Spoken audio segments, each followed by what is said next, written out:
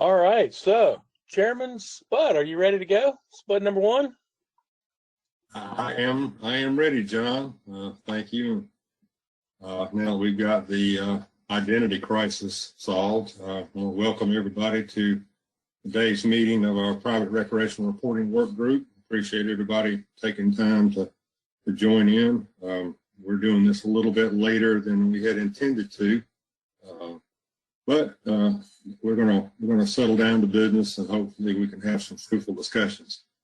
You've probably seen from the agenda that we don't really have any formal presentations today. We've had some of those in the past. Really, the purpose of today's meeting is more to have information sharing and discussions about some of the topics that we have addressed in previous meetings, and hopefully come to some general agreement on a path forward to address how to best improve private recreational reporting in the South Atlantic. It's a tall order, we all know that. Something we've been talking about for years and years and years, but I think we've sort of reached a point now where we need to do less talking and more acting. So with that, are there any recommended changes to the agenda? I'll certainly accept those. So raise your hand. Who's monitoring the hands, John? So Kelly is, so you should think, as you see now, so things are popping up. Takes a little second sometimes, but I will add that after other business, we should take public comment if there's anybody on. Okay, very good. All right. There are some folks now, so that would be good. All right. So our first agenda item is the prior meeting report. Doesn't require any formal approval, but I wanted to give everybody an opportunity to recommend any changes to it. If there are any omissions, maybe corrections that need to be made, I think it looks good to me, but I'll certainly open up the floor if anything needs to be changed, or are there any questions about the content of the report.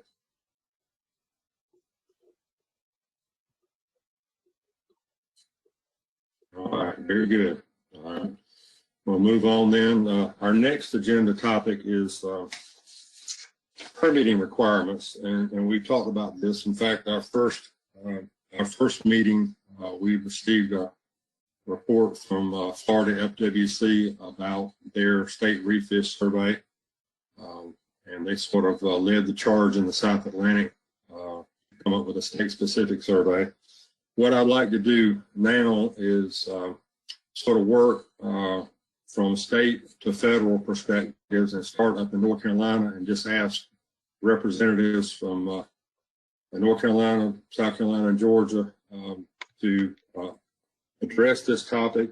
And you can see in the overview that you were provided by email that what we really want to do is focus in on the requirements and challenges if the states of North Carolina, South Carolina, and Georgia were to do something like Florida,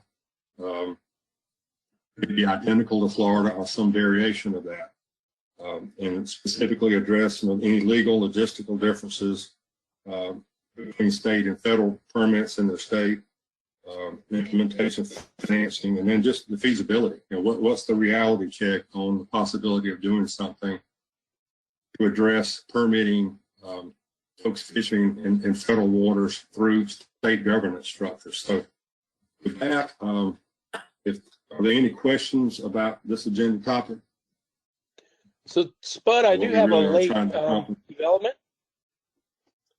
Yes, Spud, it's John. There's a late development. Florida has submitted a PowerPoint, so I can go through that, and that might help the other states kind of catch up on this if Florida's got the PowerPoint to run through. I think Jessica and Bev were going to handle the speaking role. Okay, well, we can certainly change up and do that, and then once we hear from Florida, we can bounce back up to North Carolina and work our way down. So Jessica and Bev, you can carry it away. All right, thanks, Spud. Florida didn't mean to be extra here. We thought we were supposed to make a PowerPoint about our general licensing system. So, because we thought this was different, a little bit different than state refish survey. So if someone can go to the next slide. All right, so this is just a little bit about to try to answer some of these questions about the authorities. Our Florida legislature sets the recreational fishing licenses and permits, and they also dictate the fee structure and how the license fees may be used. So the license fees, which the legislature doesn't set the processing fees, that's the vendor that sets those. But the money that's collected from those licenses goes to FWC for the purpose of management, conservation of fish and wildlife, and the protection, which would include the law enforcement component. And any license modifications must be approved by our state legislature. And then FWC, so the agency, we can issue recreational fishing licenses and permits, and we do that through our Office of Licensing and Permitting. And the agency can create and implement no-cost permits and special opportunity permits. And Beverly, in her part of the presentation, is going to get into some of those. And any of these changes to these permits, including creating a no-cost permit, the state Refish survey falls into this category. All of these must be approved by our FWC commission or commissioners. Can you give me the next slide? A little bit more about our recreational saltwater fishing licenses. The license is required to take or attempt to take saltwater fish, crabs, clams, marine plants, and other saltwater organisms. There are several exemptions from the license requirement. As examples, some include things like you see here on the slide, youth that are under the age of 16, residents that are 65 years and older, and individuals that are fishing from a licensed for-hire vessel. Next slide. A little bit more about the fees. So the saltwater fishing license that we have here in Florida, we both have a resident and a non-resident fishing license. We also have fishing licenses from the shore and from a vessel. So there are multiple options. Just a regular saltwater resident fishing license, that fee, an annual license is $17. We also have a daily and a 3-day option. We also have a non-resident fee of $47. Once again, these costs exclude the process and handling fees, or if you want to purchase a hard card for your license to be printed on. There's also the saltwater shoreline fishing license. It is no cost. This is for resident anglers that are fishing from the shoreline or a structure attached to the shore. And it's not required if you're holding a recreational saltwater fishing license or if you're exempt from holding a recreational saltwater fishing license. And then we also have a number of combination licenses. So you can get what we call a gold sportsman, which is saltwater fishing, freshwater fishing, hunting, and all the associated permits with that. There's also, military gold sportsman and all sorts of other litany of combinations of licenses that you could get that include this saltwater fishing option.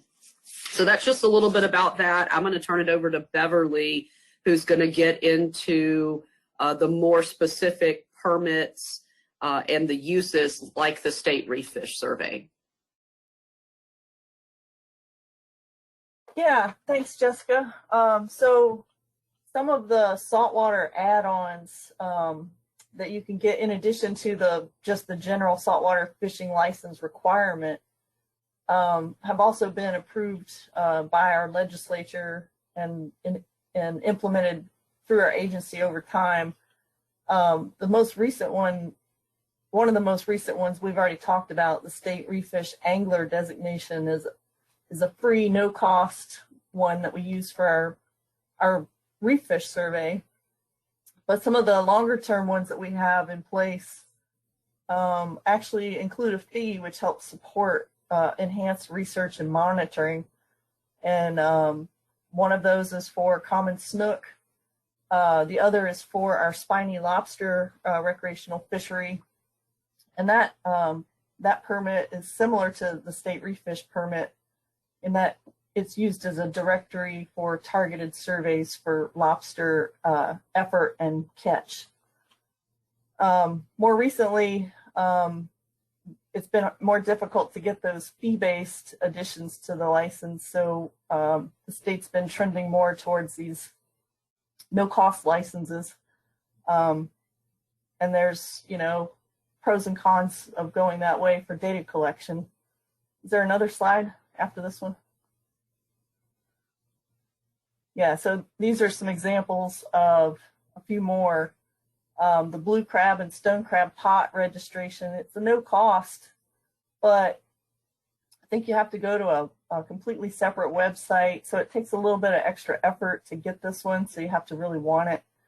But it does at least give us an estimate of how many people are participating in this type of recreational fishing and what the maximum amount of gear is that's out there being fished recreationally. And it could potentially be used as a directory for targeted surveys in the future. The shore-based shark fishing permit is also no cost. And again, gives us a nice estimate of how many people are participating in this type of activity. But right now it's mostly being used for a directed outreach and education. And then this tarpon harvest tag. Tarpon are just almost exclusively catch and release now. I think the last kill tournaments were shut down years ago, but we still offer this fee-based tag. It's limited to one tag per person. It allows them to harvest one tarpon. So that, again, that just gives us an estimate of what the potential participation and total potential landings are for that species. I will say, though, that once these tags are sold, I don't think there's any tracking of the disposition of those tags. So you don't really know whether it was used to harvest a fish or not. So that's something to consider with a tag type approach is beyond just selling people the tags, you know, you need that follow-up to make sure you understand the disposition of those tags and be able to get a complete estimate of how many of them were used for harvest. So that was it. We just kind of wanted to give you a broad sweep of the types of permits that we've been able to get passed in our state and how they can help enhance some of our data collection efforts. All right, yeah, thanks Jessica, and thanks Bev. Remember correctly, FWC was provided a budget enhancement whenever the Gulf Refish survey was created, and then there was, I guess, a corresponding increase in that when it expanded across the Atlantic side. Is that correct? Is my memory correct there? Yeah, we pilot tested it with oil spill funds in the Gulf of Mexico, and once those funds were exhausted, the state went all in and invested in continuing the survey and expanding it statewide. So it is fully funded with state money. All right, thanks. Just, I guess, one question I have, and then I'll open it up for questions from the group is, have y'all discovered anything with implementation of the Refish survey that you didn't expect and that will require you to modify its methodology at any point? Yeah, that's a great question. We actually met as a group to talk about some of those types of issues. And the thing that we talked about most, I think, was that our survey design is focused on a select few refish species, and thinking about how to expand that to a broader refish group that includes porgies and sea bass. You know, that we might have to consider some, you know, compromises or changes to what we've already put in place too, if we had to, you know, develop something that works for all of those species on a regional scale. All right, thanks. All right, I'll open it up to the work group. Any questions? I see Dee has her hand raised, so I'll call on you. And then if you've got questions, please raise your hand and I'll call on you. Nor. So, Bev, for the state refish, I think you just answered part of it. It's not for all refish, just select few, and is it in state waters and federal waters? And then I have a follow-up question. Yeah, the permit or the free endorsement allows you to land those species, so it doesn't matter where you harvest them from, whether it's state or federal. It's a possession privilege. Okay. So it's kind of an endorsement on the current saltwater license. Yes. Do you know how many of these you issue annually? Since it's free, the downside is everybody may get it. Yeah, that certainly does happen. And but keep in mind too, this is for both coasts of Florida. So we have over 600,000 people signed up for it right now. Okay. Out of about 1.4 million licenses. And they get it at the same place they buy their license? Yep. Okay. All right. Thank you. Mm-hmm.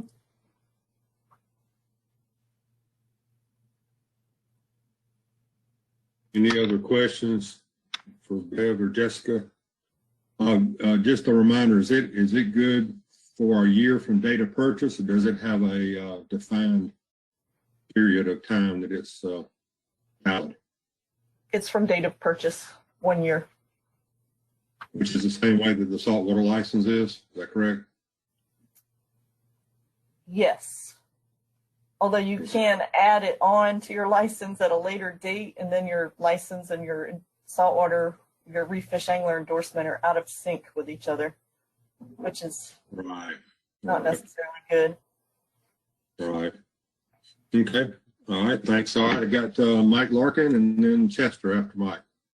No, just a quick comment. As a Florida resident, I have me and I guess the folks that I fish with all have lifetime fishing licenses in Florida. So, I haven't renewed my license in 20 years. It's a lifetime license. So, I guess I feel like I'm always reminding the people I fish with, about the Gulf Refish. I mean, they're not going to renew it. They're not renewing their license every year because they have a lifetime.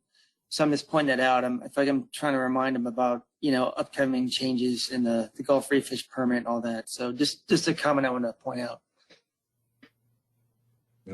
Thanks. Thanks, Mike. All right, Chester. Yeah, I was just going to point out, I've had some experience, not with the refish on the Atlantic side, but on the Gulf side I have. And it is no fee. You can purchase, you don't purchase it, it's free, but you can get it online. So the amount of effort is minimal, but it does take a little bit of effort to go and punch through, and then you get I've forgotten now what you get, but you get a number that says that you've signed up for the program. And so you want to have that number available if the FWC pulls you over. So it's a system that I think is very easy to utilize. And the other advantage is, I know there are some states that if you have a fee attached, maybe even Florida, I'm not sure, but if you've got a fee attached to any kind of license or permit, you've got to get permission from the state legislature. And at least in Florida, you don't have to go that way because there's no fee being charged. And in fact, the state is backing the cost of running the system, which I hope is reasonably minimal. I don't know what the cost is, but it seems to be working pretty well. And I would encourage this group to take a really good, hard look at that system. Thank you. All right, thanks, Chester. Okay, Mel, and then Eric after Mel. Thanks, Bud. I thought I heard Bev say that it was selected species, and I don't need a list. I was just curious about how many selected species are involved. 13 species are included, and it's the most frequently targeted snappers, groupers, triggerfish, amberjack, and some other amberjack or Seriola species that look similar in appearance to amberjack, so we lumped them all together. Great. And also hogfish got added when we expanded statewide. All right, thanks. Okay, Eric, go ahead.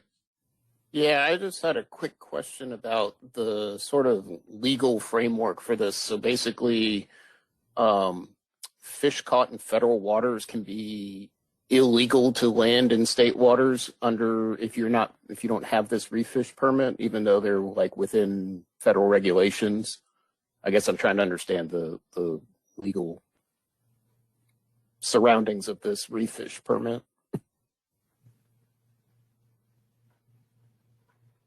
I'm going to let Jessica field that one. I think you're more familiar than I am with how the enforcement authority works on this one.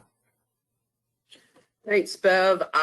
Now that Eric's questioning it, I feel like I should go back to law enforcement and make sure before I tell you something wrong. So I'll get the answer and raise my hand later because I just don't want to tell you the wrong thing. So let me go double check with law enforcement.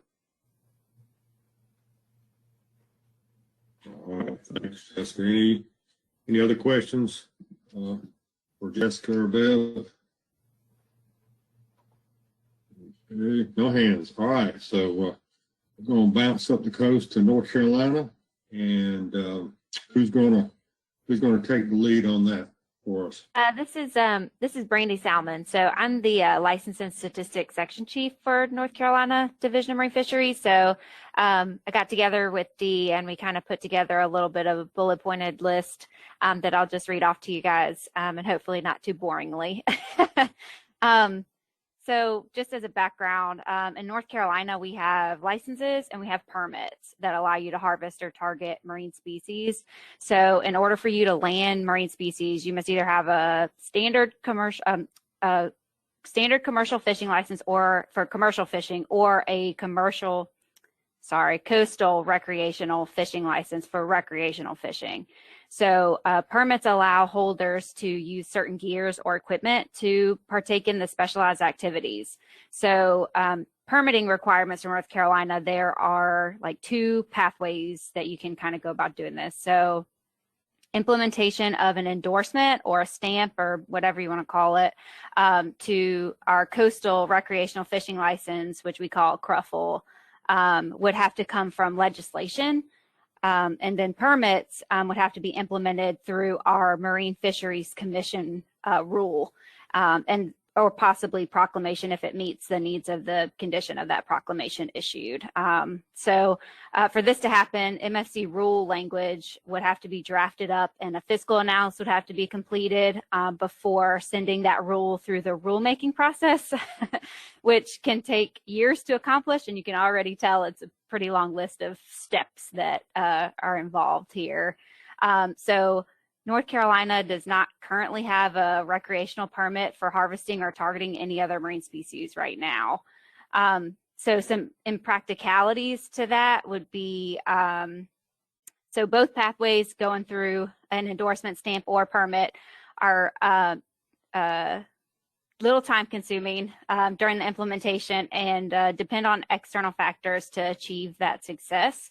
So funding and staffing would also really be needed, cost time and money, of course, to add a permit and an endorsement to our license system, and then also to actually monitor the compliance as well, which leads to compliance. So North Carolina Division of Marine Fisheries does not have a joint enforcement agreement, a JEA, but the division is capable of enforcing federal rules if the vessel is an NC registered vessel.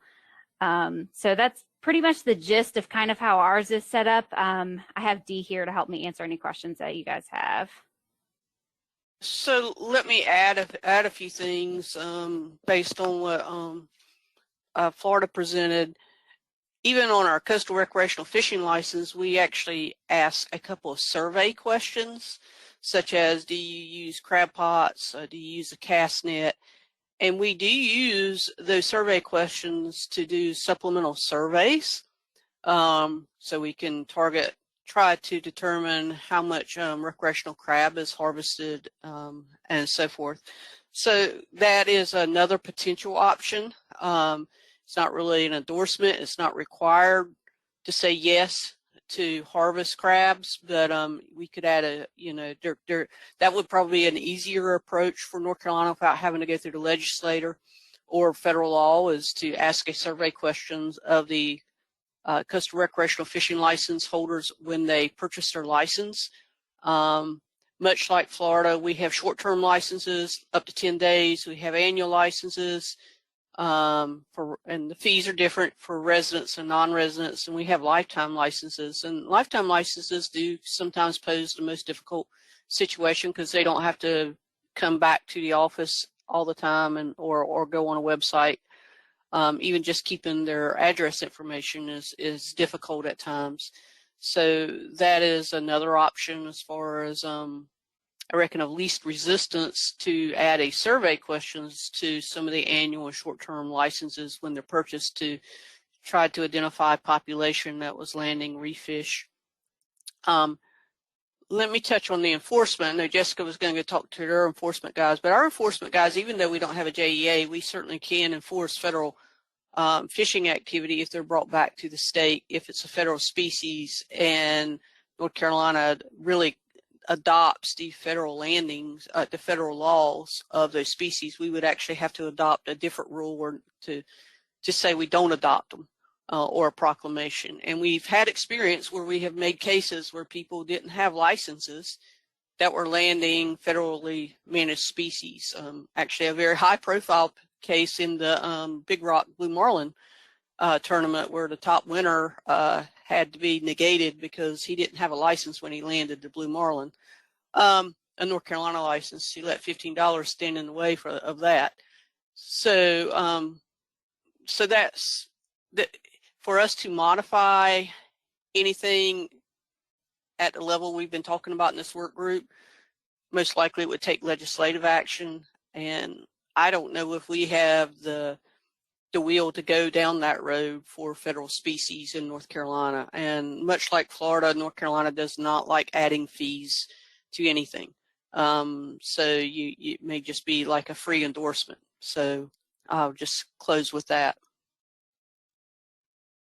Thanks, Dee, and thanks, Brandy. Yeah, I like the way Brandy called on those external factors that we all know we deal with in our world. It can oftentimes be the most difficult and sometimes insurmountable roadblock to change. So, any questions for Dee or Brandy about North Carolina?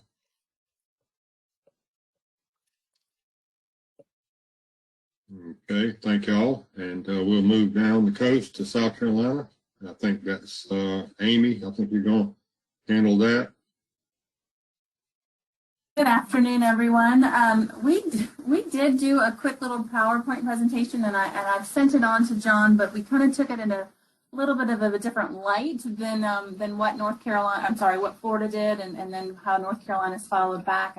We took more guidance from the questions that were in the agenda, but I think to kind of go back to maybe before we do this, just to talk a little bit about our recreational licenses before we jump into sort of how we differ.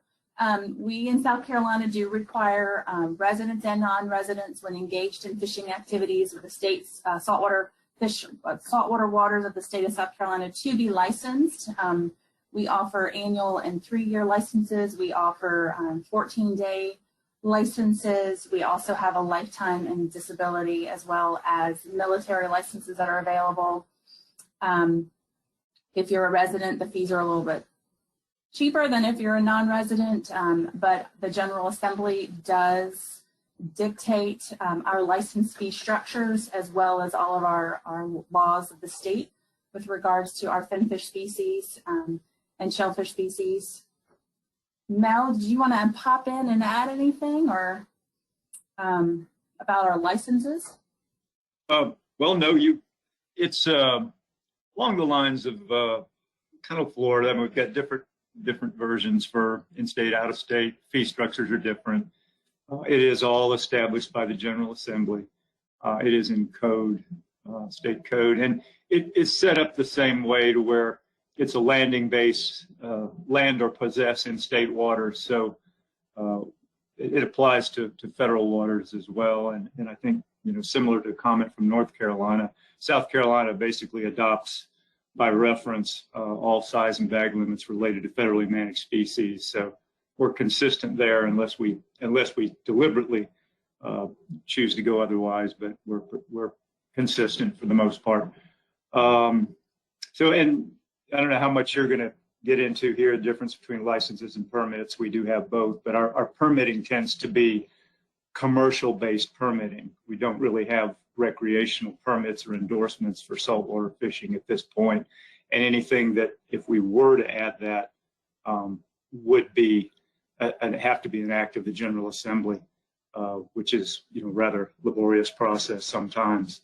Am I stepping on things that you're going to cover, Amy? No, it's fine. We're a tag team, sir. All good. Okay. Yeah, I'm just kind of flying blind here.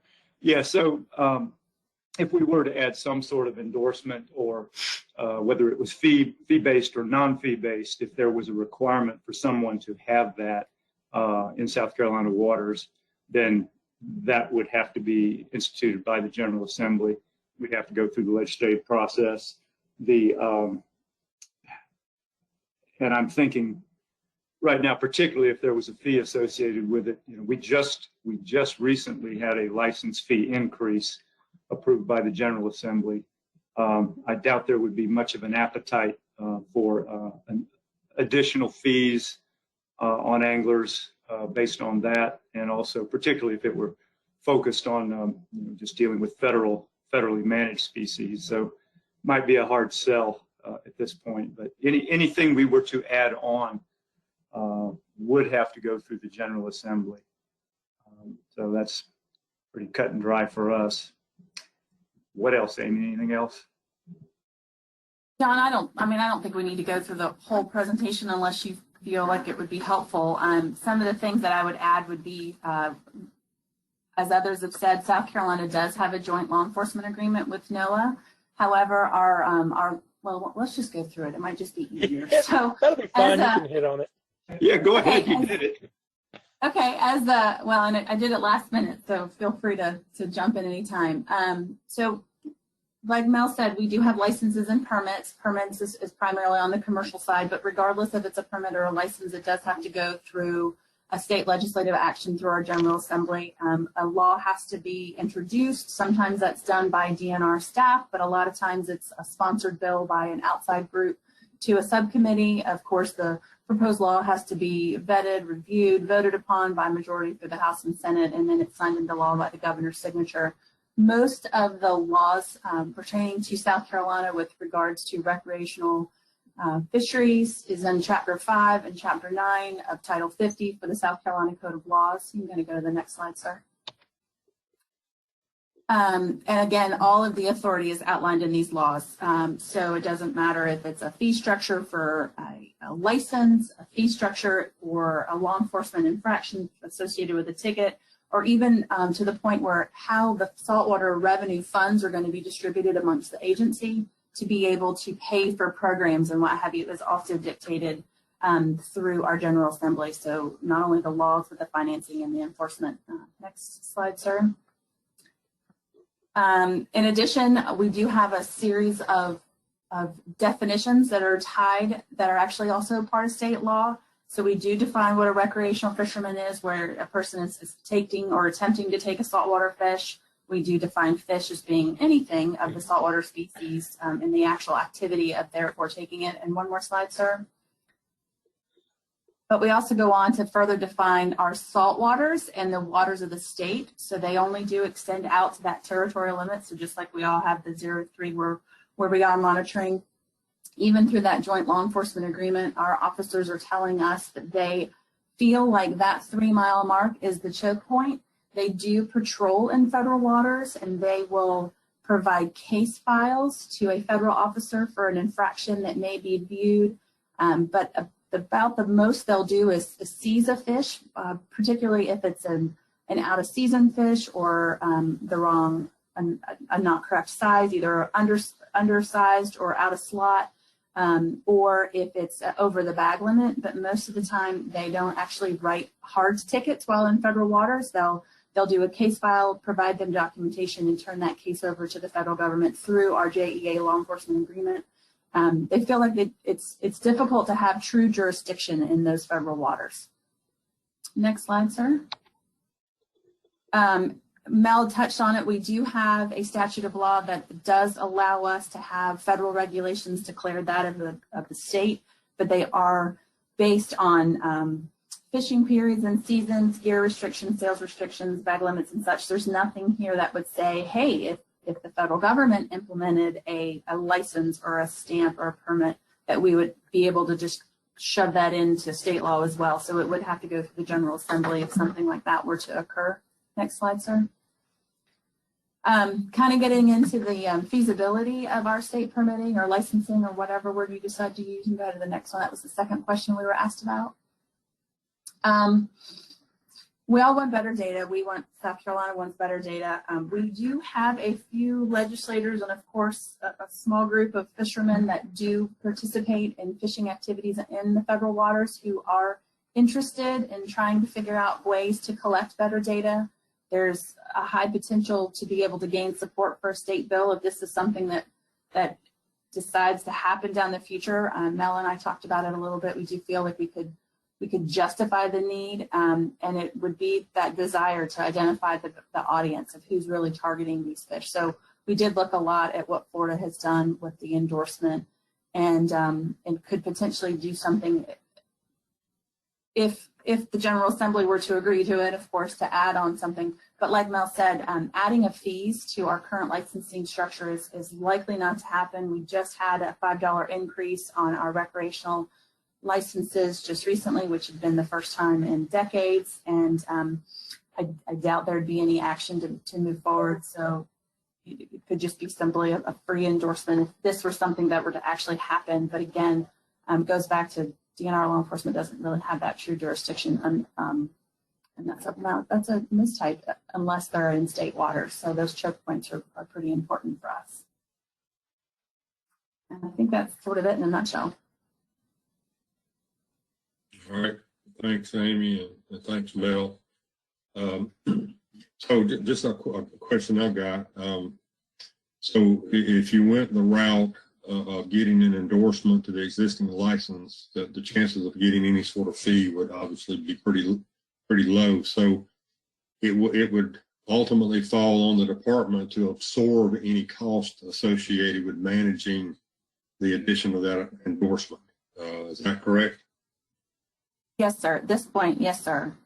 And there are a lot of hidden fees.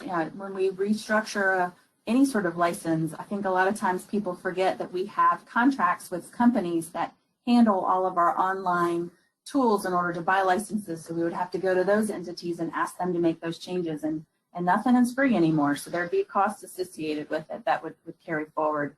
And then like what Bev said, if it were something to be free, then everybody could have the potential of checking that box, and is it really going to be able to help streamline identifying that small subsector of folks that are fishing in federal waters. Yeah, thanks. Okay, we got some hands. We got Richard Cody. Go ahead, Richard. Yeah, I didn't get my hand up too early, but I had a question for Dee related to the addition of questions to the licensing system. You know, in other words, you could use the licensing system for surveys. How extensively used is that? And then the second question was kind of prompted by Amy's response there about using contractors. Does North Carolina use contractors to conduct their licensing system? And if so, is there an issue with getting questions added, say? So the first question, our coastal recreational fishing license is for fin fish only. You do not have to have a cruffle to harvest crabs, shrimp, oysters. So that's one reason we ask survey questions, is to try to get to that population, although someone can go out and harvest them and not have any license. So we recognize that. So that's the purpose of that question. Those questions is to try to fill some of those data gaps in our assessments. So contractor, our Cruffle license is actually sold through our sister agency, the WRC, because they already had an inland fishing license and they already had a network of sales agents, which is, you know, all the big box stores such as Walmart, bait and tackle shops, and then they online. So when they've had a license, you know, for decades, our license just got implemented in 2007.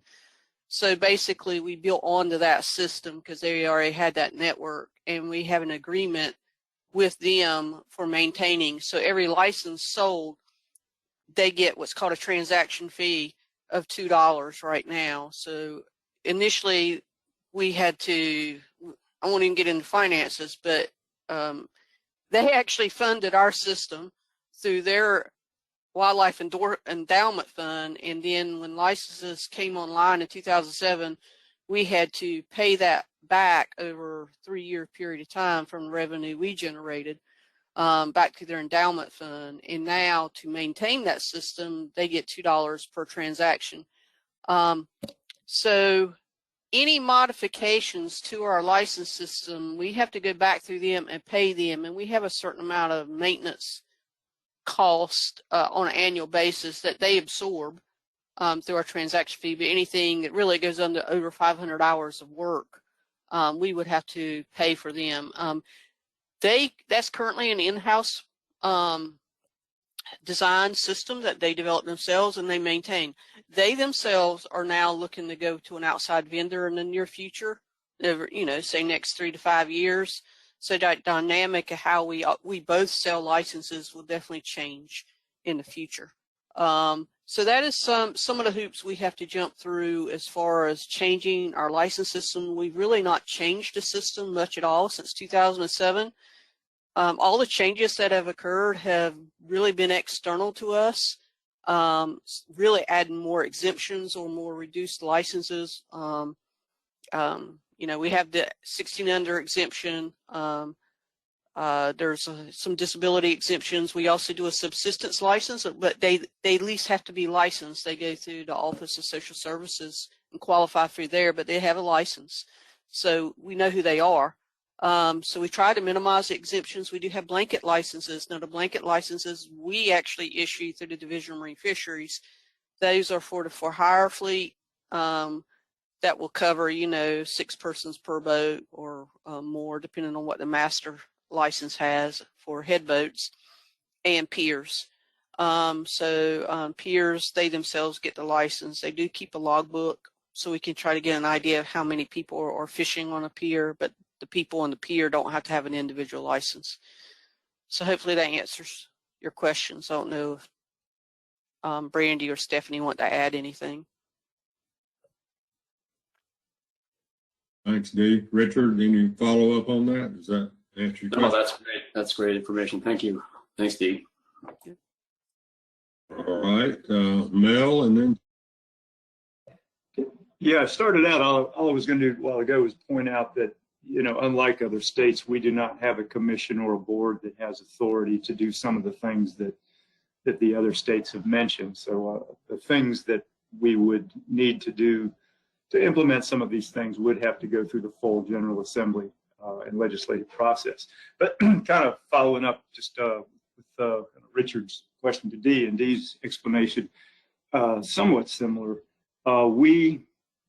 We are actually in the process, the DNR is in the process of changing contractors. So we have a brand new contractor for all of our licensing, recreational, commercial,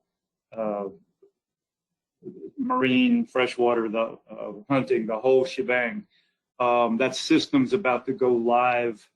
I believe it's now been pushed to 1 March, but we have a brand new system. So that point about, you know, anything that any sort of interaction we would have with a customer that might involve asking a question or something, you know, that would need to be implemented through that contractor, and that's what we were talking about. Everything costs.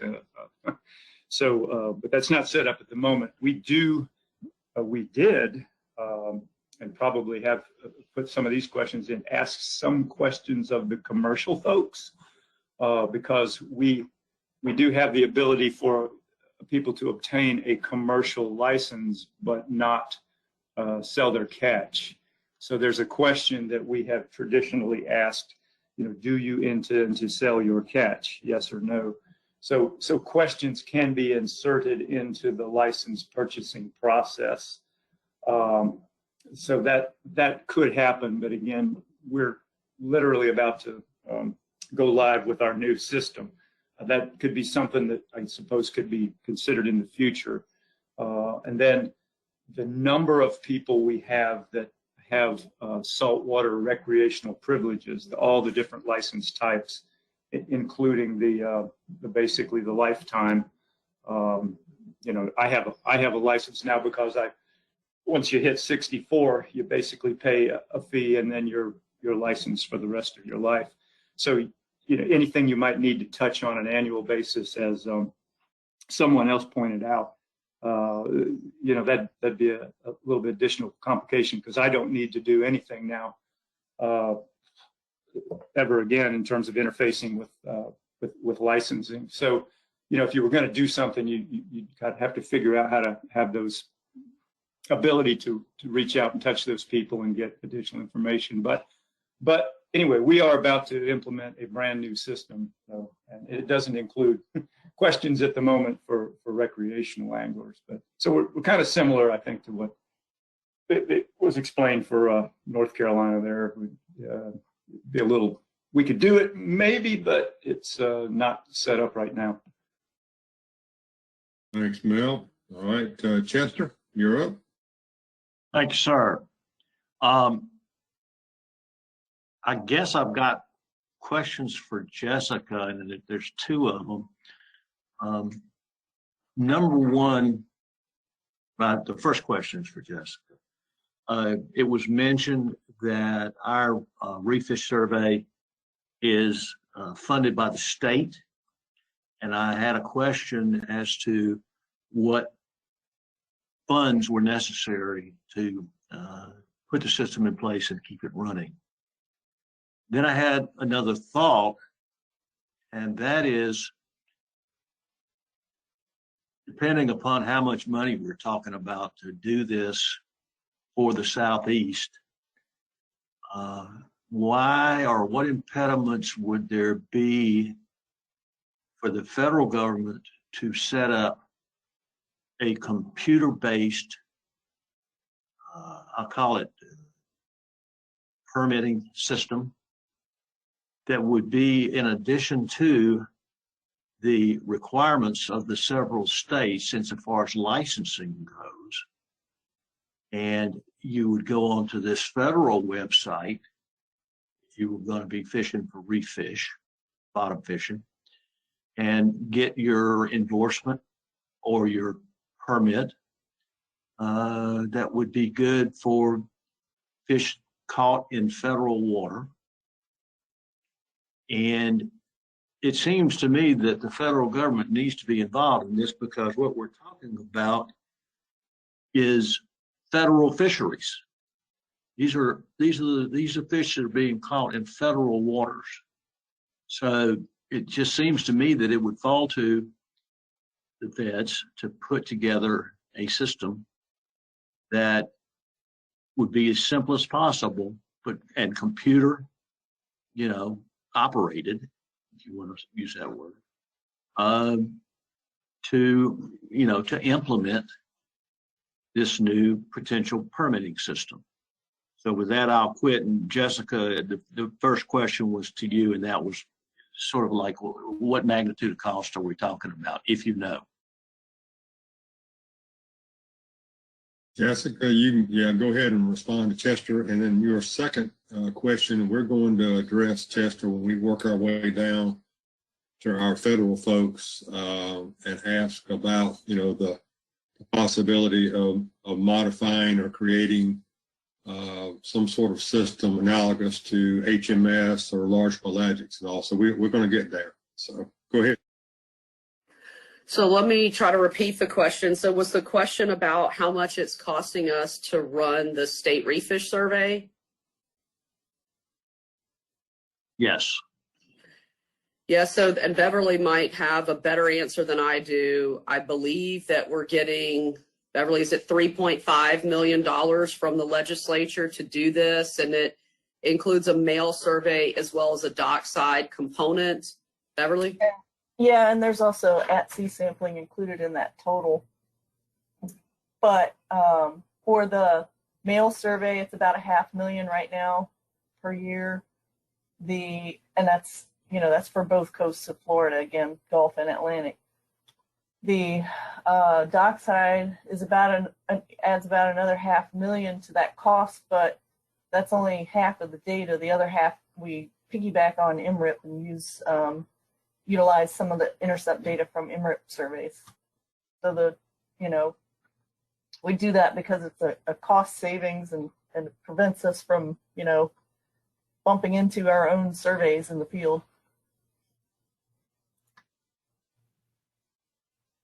All right, thanks. I've got a question, Jessica, I assume that there's dedicated funding for the agency in Florida. So in other words, money that's taken in can flow directly back to FWC. Is that correct?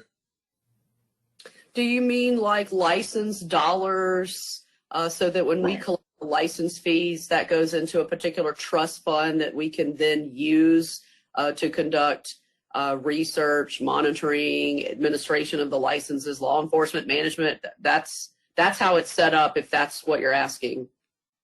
Yeah, that's because I know at least in Georgia, all the revenues that are collected for license fees basically go into the general treasury, and then they have to be appropriated back out by the legislature. But your process is they flow into a fund where they are then dispersed out of that fund, so they're not mixed into general treasury revenues. Is that correct? That's correct. They're in a fund called Marine Resources Conservation Trust Fund, and then the legislature tells us as part of the agency's budget how much of that is going to, say, the Office of Licensing and Permitting, law enforcement, FWRI, Division of Marine Fisheries Management, etc. Okay. All right. We will get back to your question, Cheshire, a little later. So, any further questions for South Carolina or North Carolina or Florida at this point?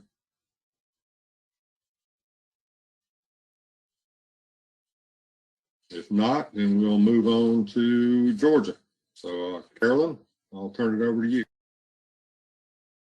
Okay, Spud, I'm going to also default to you to help me because you know our timeline's much better since you were in the trenches doing all this work.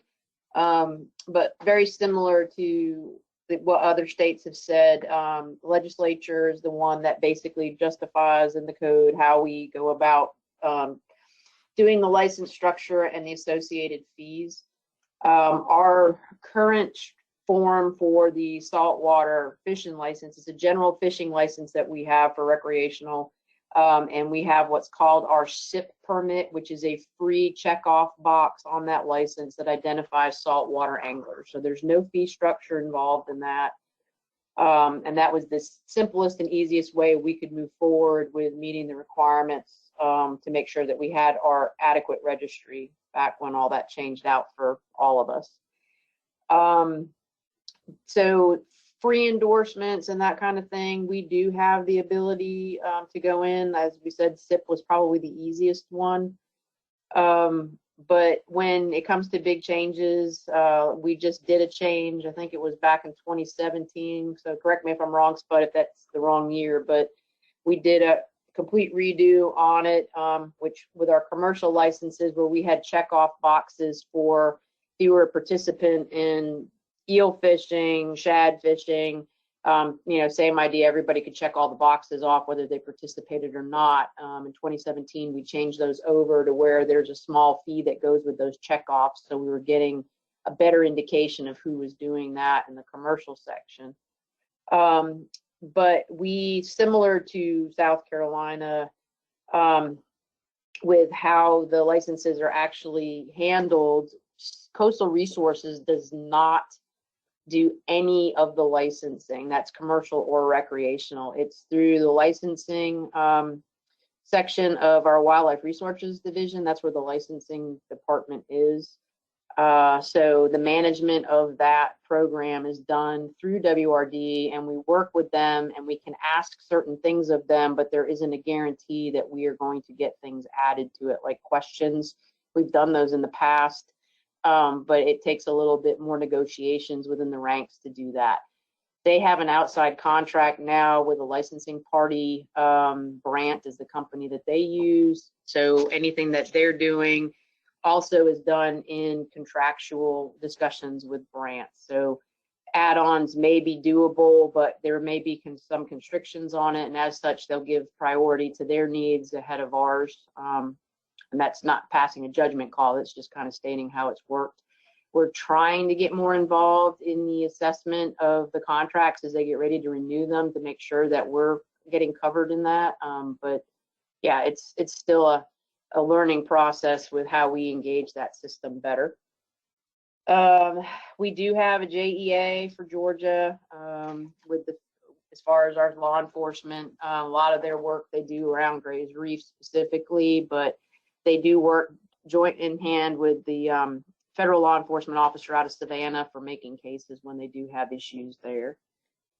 The hard part for us is, again, like as you know, South Carolina stated, it's the monies where they're coming from. We don't have additional funds to put into this right now. It's again outside of Coastal Resources purview. It's under WRD's. A lot of that cost is carried by them directly.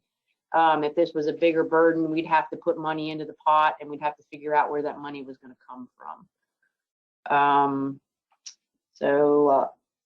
If you have questions, things that I've kind of missed, I apologize for that kind of hodgepodge there of information. But basically, a lot of what y'all have already stated or some of the issues you're hitting are very similar with what we have in Georgia too. Well, thanks, Carolyn. I'll just add a little bit.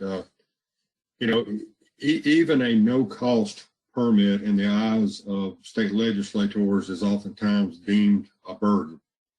And so when we went before the legislature to establish the saltwater information permit that Carolyn referenced, I mean, the justification for that was that it would exempt our anglers from the National Saltwater Angler Registry, which had been enacted by federal law, and therefore it was going to eliminate a burden. So if the money is certainly a relevant part of the discussion. And, regardless of how we call them user fees, oftentimes in the eyes of politicians, they're just called taxes.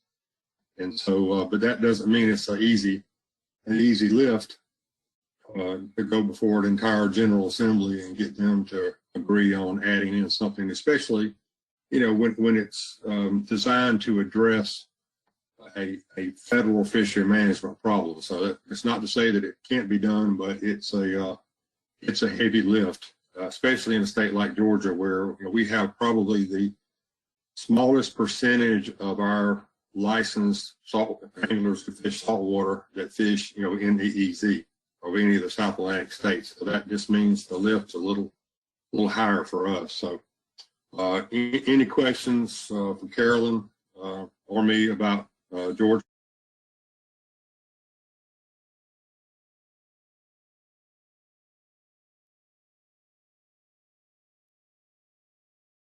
All right, thanks, Kelly.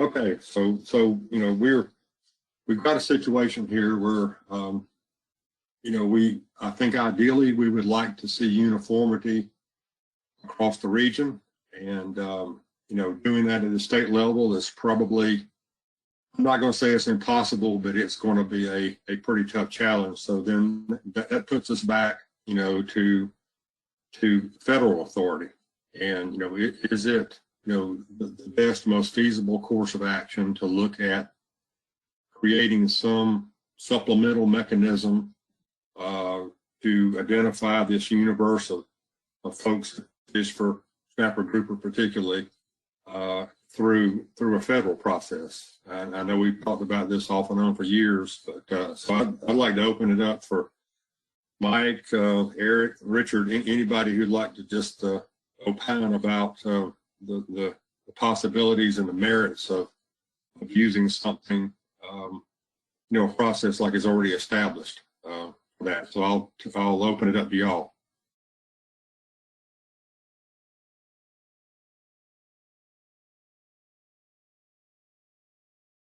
And by the way, nobody's going to hold you to this. If you say it, you're not committing the agency to any course of action. Just this is more of a open discussion about the possibilities at the federal level. And Spud, I have a slide with a few points on the HMS permitting too we can get to as well. I'll tell you what, John, why don't you go ahead and do that, and then I'll let Eric and Richard come in after that. Yeah, I'll give them a chance to ponder. So one of the things I wanted to highlight is that there is a NIMS permitting system that does a lot of the things that have kind of been talked about and tossed around, and it's what's done in the highly migratory species consolidated FMP, done through the HMS division. So, just a quick overview on this. HMS prepares these FMPs under the Magnuson Act. They function in many ways like a council, and some of these plans started as council plans, such as swordfish and sharks, and then by request of the council were brought in under HMS. And a number of years ago there in 2006, they consolidated everything into a Atlantic HMS FMP. And it has all the typical FMP stuff that we're used to. Central fish habitat, all the SFA criteria. It has management actions. It addresses permitting, reporting, etc. And just as a reminder, we had a presentation in one of our earlier meetings about the large pelagic survey, which is the survey that they use to collect information on these permit holders to supplement MRIP. And the gist of this is recreational permits that are issued to a vessel. They're issued through NIMS. It's an annual permit. It's open access. It covers multiple species. It's very accessible. You can get it online. You can mail in a form. You can download a form and mail it in. You can ask them to mail you a form and you mail it in. You can get it over your phone immediately. I've known people to get it while they're on the boat right then to be able to, in case they catch a tuna that day. So it's very accessible. It has things about defining gears and there are different gear categories and such, which probably fall in the line of kind of an endorsement. If you're a vessel that's permitted for this, you may not be permitted for hire or recreational, which is just a consideration perhaps.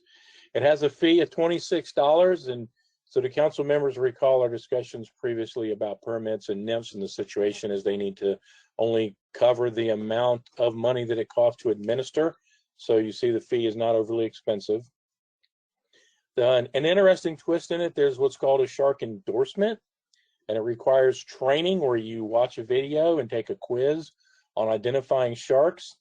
And I'll just point out for those that might have been on the outreach and communication AP recently, there was some discussion of training videos and such going along with things like this. So I want to point out that that is something that's in place now. And they also have provisions for tournaments to have permits, and tournaments come under different reporting requirements and such to get information on them. So certainly it shows that this can be done in the federal system and is being done in the federal system and has an efficient way of getting the permits to people. And the other component of it that I think is interesting and relevant is, the outreach and education, of course, the shark endorsement I mentioned. They have a lot of compliance guides. They're dealing with species that can be tough to identify, sharks particularly. So they put a lot of effort into putting that information out there. So when you go to get the permit, you can see access to this kind of information. There's identification guides, there's placards that can be placed in a vessel. There's videos for dealing with circle hook requirements. There's called the Careful Catch brochure, which is handling and best practices. So all of this stuff are things that the council's been talking about as well, and they're really using the permitting as a way to to spread information about these other requirements. So in a lot of ways, this is potentially a model the council could look at. And then the other one I want to point out is the Mid-Atlantic's tilefish permitting. So if you also recall the earlier meeting where we had a presentation on the data collection from the Mid-Atlantic tilefish permitting system. So they recently implemented recreational permits for tilefish. You go online to what Garfo calls Garfo Fish Online, and you get a permit, and then you go and you report. And they have a couple of different electronic mechanisms for reporting. They have a eFin logbook. You can report to their Fish Online system, and they can also handle it through things like SAFMC e-trips. So we have a council to our north that has also done this now. You know, in their case, it's for a single species. What we would be talking about is in all likelihood covering all the snapper grouper complex. So it would be more species, but again, it is a system that's done by a council, implemented through a regional office that does a lot of the things we're talking about. So that's the end of the presentation. I did just want to highlight those few items, and you know, I kind of did some research on these online. I'm certainly not an expert in these programs, but I think they are something that we could certainly learn more about if we want to pursue some of these examples. Thanks, John. I think that's helpful. It helps create some context for both the question the tester asked and also I think some of our commentary from our service folks. So with that, Eric, I'm going to call on you, and then I'll follow up with Richard.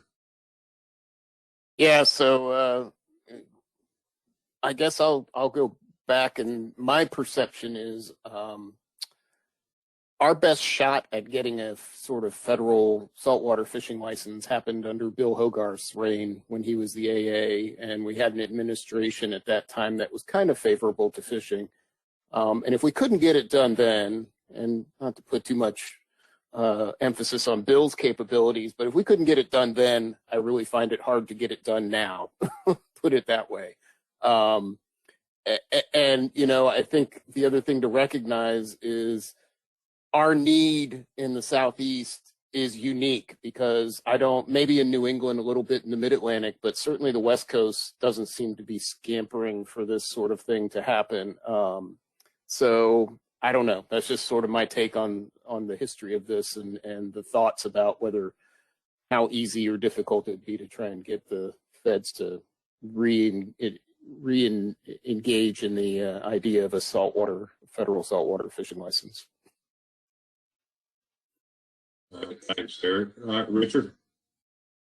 Yeah, just following up on what Eric just laid out there. The history behind the National Saltwater Registries is, as Eric pointed out, goes back to Bill Hogarth, but specifically to the recommendations of the 2007 National Academy's review of MRFs then. And the agency decided that, you know, the implementation of a saltwater registry would be difficult to get done. So they went the route of engaging with each of the states, and each of the states developed an MOU with NOAA. And there were some requirements in there that the states had to meet to get this MOU or to get this exemption from the National Saltwater Registry. And specifically, it was to account for exempted anglers, also unlicensed fishing like pier fishing, things like that. And each of the states had, you know, because of the differences between the licensing systems, had different MOUs. So there is at this point a report that's required by Congress on the status really of the National Saltwater Registry and the exempted states. So I think it's probably not due for another year, but there is a report that will be due to Congress at that time, you know, basically providing a status update on data quality and improvements. And I will say that, you know, for the states, a lot of the states made, you know, substantial improvements to their licensing systems over the years. And, you know, that as a result of the exemptions.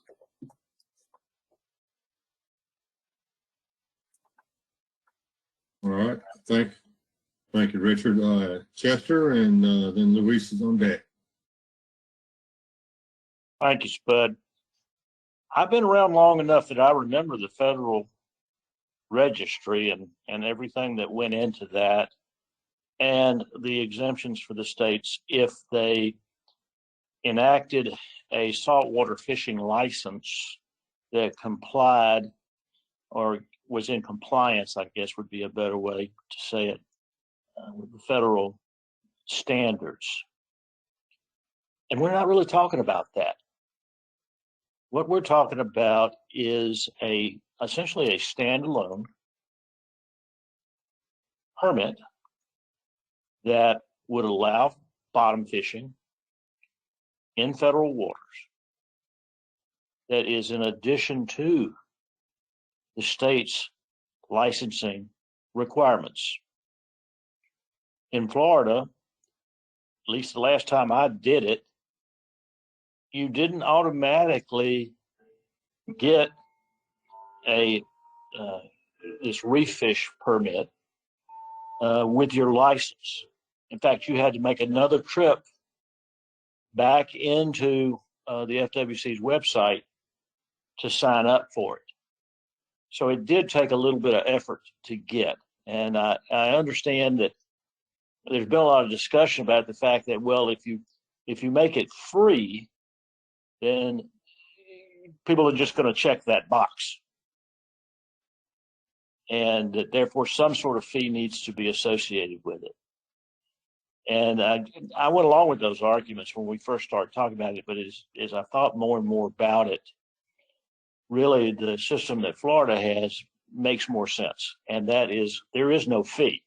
There's no charge, but there is an effort involved. And then another point that I wanted to raise is people are saying, oh, well, this is going to be a hard sell.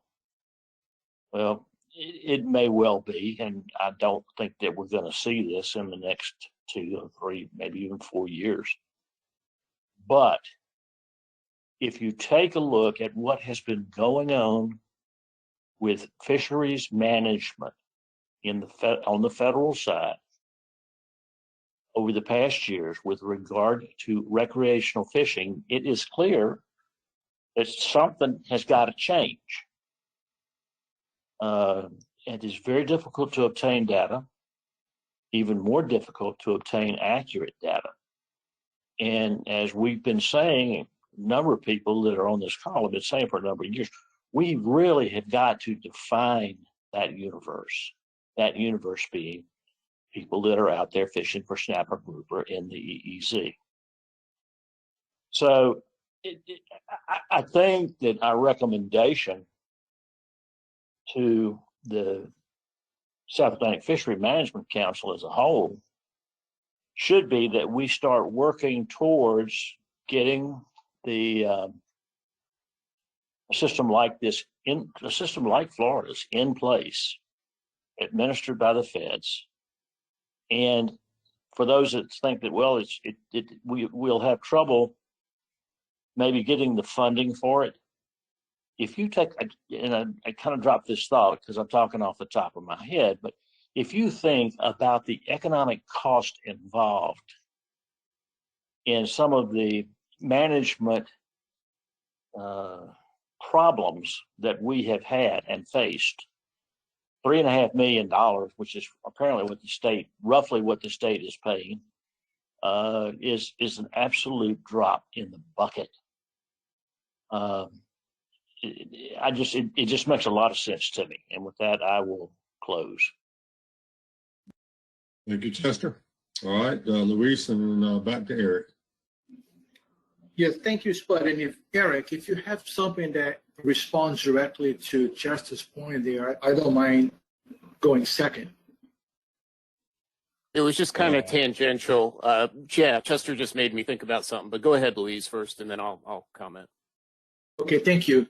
Well, I think, a lot of good points have been brought up about implementation of a system like this and thinking about it through something that transcends the state-by-state approach, right? That can generate something that looks at a broader geographic scale over the entire Salt Atlantic region would be better. Consistency there,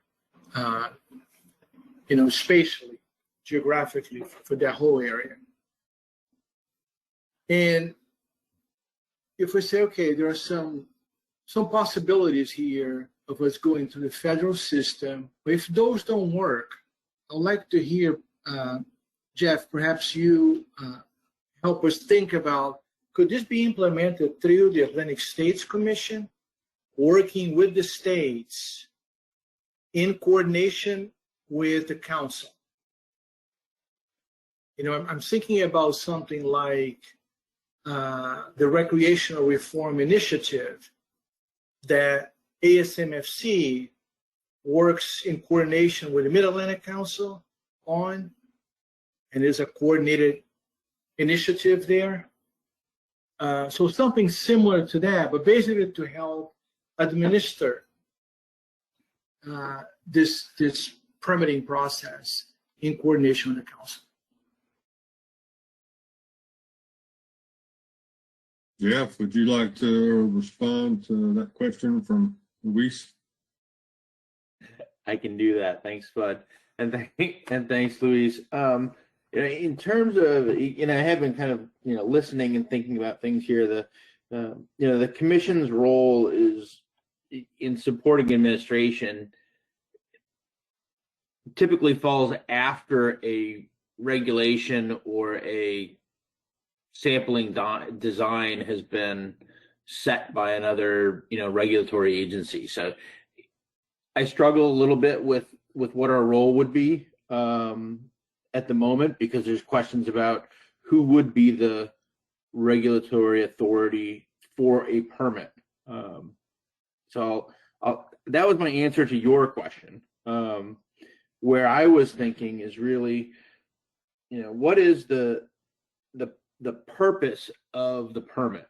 A lot of the discussion that I've heard has been around the efficacy of enforcement on the water, and yet I'm not sure that's what the group is after, what the council is after. I think it's really more in lines with identifying the sampling universe and the ways of doing it, either the way Florida does it or at HMS or the tilefish permit through Garfo. I think ownership of the permit and identifying that sampling universe is one very important category. I think the second piece of what will the data collection look like after that to really get at the landings data that seem to be problematic for the council and for the assessments and for management afterwards, might be a different approach. There have been kind of historical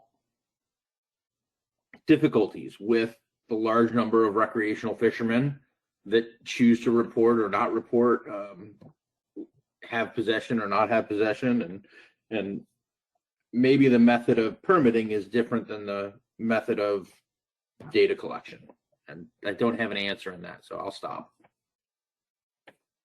Thanks, Jeff. And you brought up a question. I think it is good for us to periodically take a look at our compass and see what heading we're on here. And you look at what was done in the Gulf with state data collection programs with red snapper, and while yes, they were intended to improve the timeliness, accuracy, and precision of catch estimates, they were also very directly related to state-by-state quota management of that species. And over here, while we certainly hadn't gone down that road, I mean, that may be somewhere off in a distant future, but I think our interest is in how do we solve the problem that many of the species we're trying to manage in the South Atlantic snapper grouper complex are deemed rare event in terms of the frequency by which they're intercepted with MRIP.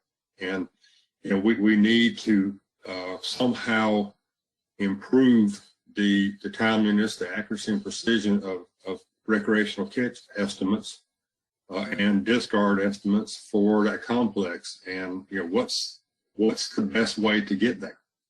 And we I think Luis has said it before and said it again. We need uniformity in the methodology and the standards across states, or else we're going to find ourselves with another suite of problems while we're trying to fix a problem. So with that, I'm going to call on Eric, and then. Yeah, thanks, Bud. I think your comments were good, and actually, I am kind of following up on what Jeff just said, and that is, again, stepping back and thinking about what we're trying to do by permitting is to basically create, I am guessing, a better universe of reef fish anglers that we can then target with some sort of survey of some sort. Well, my concern there is you are relying on the permitting being accurate, and we've talked about all the things that might make the permitting an inaccurate reflection of the actual angling power that's being put on reef fish. Then on top of that, you're adding a survey that's going to be largely self-reported, that's going to have all those issues that come with it. One of the things we might want to start to think about is one of MRIP's strengths is, well, any survey strength is when you are intercepting the fish at the dock, because you've got fish in hand, and there's no denying that, and any enumeration measurements that come from that are hopefully quite accurate. And I'm wondering if somehow, instead of focusing a lot of effort on permitting and possibly mail surveys, is consider the combination of boosting intercept sampling and finding those sites where reef fish are predominant or common or more common. And what that might entail, and this is the tricky part, is whether we could harvest fishing license IDs or numbers from those intercepts, because that would start to build a database of reef fish fishermen, so to speak. And you could start to build off of that, and then maybe even do other things. You could still do your targeted mail surveys or something if you wanted to that set of anglers that starts to build over time of known reef fish anglers, because, if they caught a reef fish, you're going to see it. They brought it to the dock, and you harvest their license number. But I know there's probably issues with MRIP trying to harvest license numbers. But anyways, just a thought. Again, me being on the science side of things, I am thinking about, okay, what is the data we're going to get out of this in the end? So those are just my thoughts. Well, thanks, Eric. And, we're presented with a multitude of challenges. I know from the Georgia perspective, and as I said before, we probably have the fewest number of anglers out of our universe that are fishing the EZ. But one of the things that has happened over time down here is the people that have the means to buy the vessels and all of the equipment to fish 40 miles offshore, a lot of those people also utilize private docks, and they're falling outside of the APIS system, and so they're some of our most effective and probably most impacting fishermen. We're not going to get to with APIS, and so it's a challenge. But, I hear what you're saying. So, Dee, I'm going to call on you, and then we'll go back to Ben. Got a lot of comments based on that. That's a unique concept Eric's put out there. There's part of me likes it, but I'll tell you, the challenge in North Carolina is, for an intercept, you do not have to carry your saltwater fishing license with you. That's a challenge if you wanted to collect at the intercept site, maybe really thinking outside of the box. The interviewer may have to get access to the database to collect that data somehow. It's considered a paperless license in North Carolina. Short-term license holders, all they get is some sort of receipt that they actually purchase it. So if Marine Patrol encounters them and looks them up for a license, they have to, they have to access the database. But I like that kind of outside the box thinking, because to me, the reason we're all talking about this is about data collection and how to refine that data collection. So in North Carolina, we're also struggling with this, how to get better data on recreational species that have quotas on them now. So everybody, we issue 500,000 licenses a year, but probably 1 million people fish. And we have a 2-week season for a species such as flounder, and we may want to close it earlier. So we're thinking, doing the same thing in North Carolina, how to address this. So the thoughts we have is trying to subset our license. So going back to the National Registry, we are part of that MOU. We have a national registry, and that purpose to me, if I recall, the National Registry was to identify all anglers. That's step one. We've done that. Now we're at step two, both at the national level, the regional level, and at state level, identifying a smaller subset for these rare event species, in-season monitoring, whatever you want to call it. So it's time to talk about a subset of those groups. And I think even a national registry, when we submit a report, maybe that's the recommendation, is it's time for the feds gathered the big population, as you want to call it, through the national registry that the states signed up for and modified and collected the data. But maybe now it's the feds' time to do subpopulations in the southeast for snapper grouper, northeast it may be something else, and implement. You have to be covered by a state license maybe, and then you have to also get a federal permit for snapper grouper. It's just a thought. I'd look at it as drilling down from that larger population. So that's just a comment, whether it's at the state level or federal level. That's what we're talking about. And my third comment really has to do with, I know on the recreational side, it's volume of people. But on the commercial side, we issue commercial licenses, but for the commercial fishermen in North Carolina, they also must have a permit of some sort to land certain species that the region issues. So I don't see that much different here either. We have a recreational license that you have to require from the state, but if it's a federally managed species to land, you also have to have a permit. I know the industries are different, but in reality, I look at them as the same, and it's just the commercial industry has been dealing with this for decades, and now it's recreational industry's time to basically follow a very similar system. If you're going to participate in certain activities, you're going to have to get a permit, whether it's the state or the feds. So, to me, that's the quick answer is somehow to set up some sort of federal permit registration, at least in the southeast or something, for snapper grouper. That's where I lean. My second is to somehow that the National Registry starts setting up the possibility of different permits throughout the nation for depending on the region. That would add maybe some standardization across regions, even though the permits may be different. And then the idea of collecting some additional data at the MRIP sample to find a universe has some merit. So those are just my comments. It's all about identifying that population, and it's trying to pick which is the most palatable. That's all. Thanks, Dee. All right, Bev, and then Richard. Yeah, and just to follow up on all those great points Dee just made, the system that we've developed in Florida, having that universe of reef fish anglers, what it has allowed us to do is basically become less dependent on the public access sites and the intercepts that we get at those sites for our effort estimation. Removing some of those potential sources of error or bias of resident versus non-resident anglers, because they're included in our mail survey because they have to have that permit. We get direct information on what side of Florida they fished on, whether they were in the Gulf or the Atlantic. We get direct information on whether they're fishing in state or federal waters, what types of species they were targeting, and included in this mail survey are people with private docks. So it's public and private access points.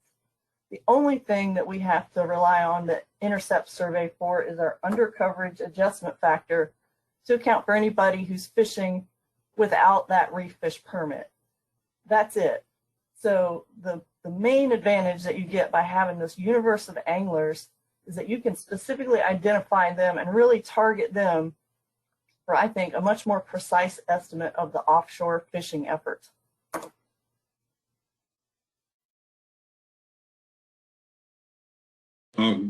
Kristen, Bev, do you think that the requirement to have the Refish survey permit has improved your ability to document the activities of those folks that are fishing for private docks?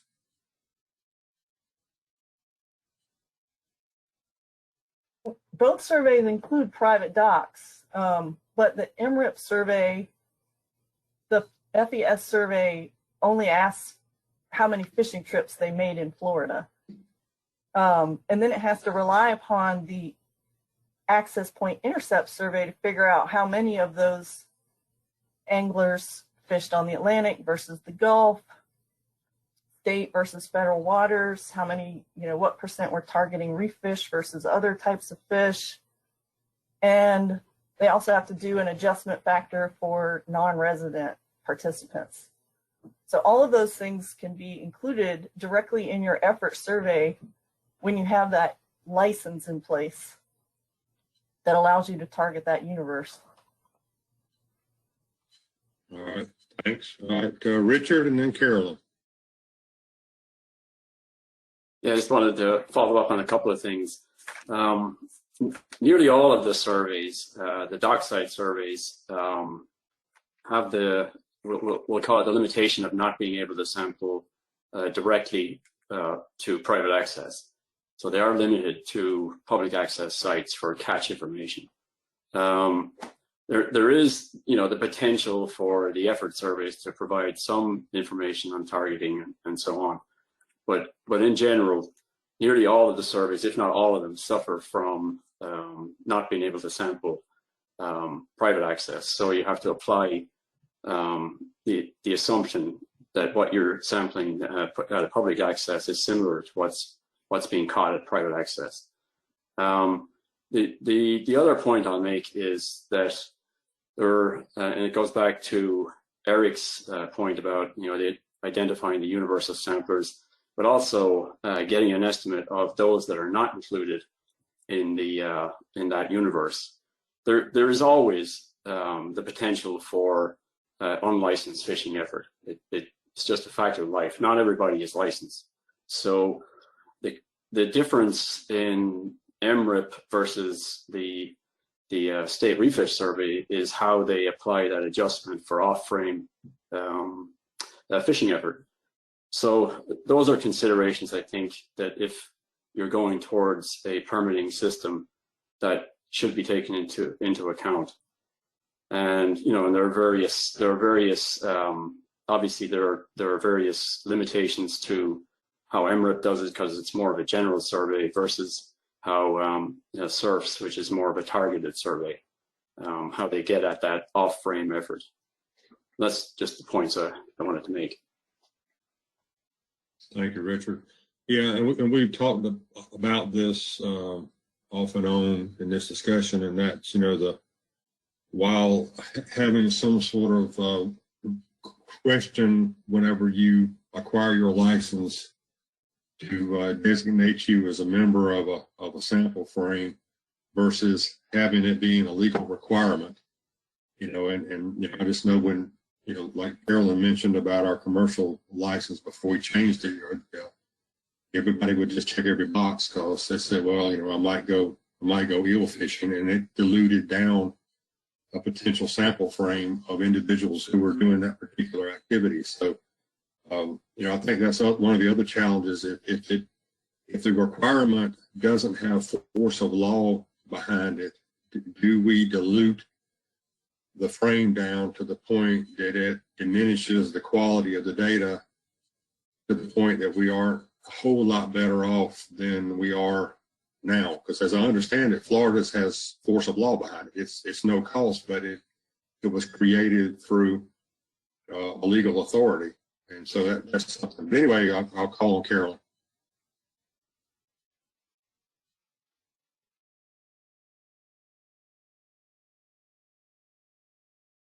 Carolyn, you there? Am I there now? Yeah, I got you now. Okay, Yeah. yeah, sorry about that.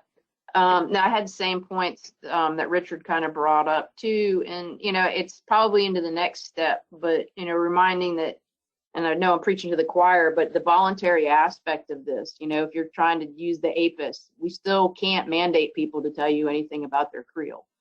So that's kind of the other part of that step that I think is still kind of perplexing for a lot of us.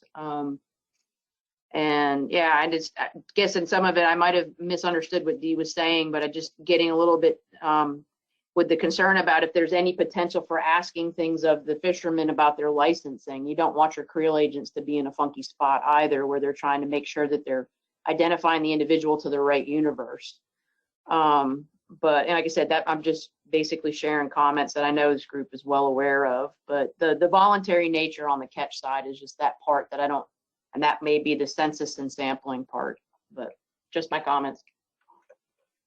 Yeah, that's a good point. Always remind ourselves of that folks do not have to comply with the invitation to interview. So go ahead, Rick. Yeah, I just wanted to also just go back to the commercial versus recreational reporting kind of model or comparison. I think we have to be careful there, because there are some, you could say, validation or verification components that are unique to the commercial system that are not in the recreational system. And part of that is because you have a voluntary survey, you don't have to turn in information. You can make it mandatory, but there's also a scale difference between the two. And with commercial permits, it's my understanding that all of the catch, of that targeted species has to be reported. So that's every trip, and that's a huge ask for the recreational sector. And plus, you have to then think about how you're going to validate that information. Sample surveys can go so far, but it doesn't eliminate or the possibility of the system breaking down in terms of unlicensed or unpermitted effort going undetected. Yeah, thanks, Richard, and that's actually a good lead-in for our next agenda topic. I certainly don't want to terminate the discussion on this one. I don't think we're at any sort of consensus yet. I think we're moving towards something that might resemble consensus at some point. We've got some notes there that you can see displayed on the screen. I've got to make a report back to the council at our meeting next week, and obviously I don't have to give them the solution to the problem or the recommended solution to the problem, but I do think we got to remind ourselves that the council can make a recommendation that member states initiate efforts to create something similar or identical to what Florida has done, but it bears no force. And whereas, as I understand it, and Monica or John can correct me if I'm wrong, if we promulgate a plan amendment that requires establishing some sort of licensing, then it basically falls to the service to decide whether they will or will not do it. So those are just some things we need to keep in mind. Jeff, I'm going to give you the last word on this, and then I'm going to recommend we take a short break, and then we'll get back into our next agenda topic. Go ahead, Jeff. Thank you, Spud, and I'll say it's not on putting an item on the commission or on ACCSP, but I certainly support the Florida approach for other states, because even though it would be difficult and needs money and effort, etc., the things that I happen to like about that approach are it's a proven approach. It's a data set that can and does integrate with the MRIP survey, so it uses some of the sampling parts, yet gains additional information for for the reef species, and it aligns with kind of the fisherman's aspect of I'm going to do my thing when I purchase my license, and you've got the fisherman's attention at that point of what are they doing at the purchase of the license, what are they doing at the time they think about their fishing trips, and what are they doing at the time that they're potentially intercepted at the dock, and not. It combines the idea of what the fisherman is thinking about at that moment, and those are the reasons I like that approach. It does have its challenges, and if there's a way that we can help, support that in some way as we go through as you guys get further through the process, then I'm certainly open to that. So thank you for taking the comment. Sure. Thanks, Jeff. All right. Any last word on this? We'll give opportunity. If not, then I'm going to recommend that we take about a 10-minute break, and we'll start back again at 3:25.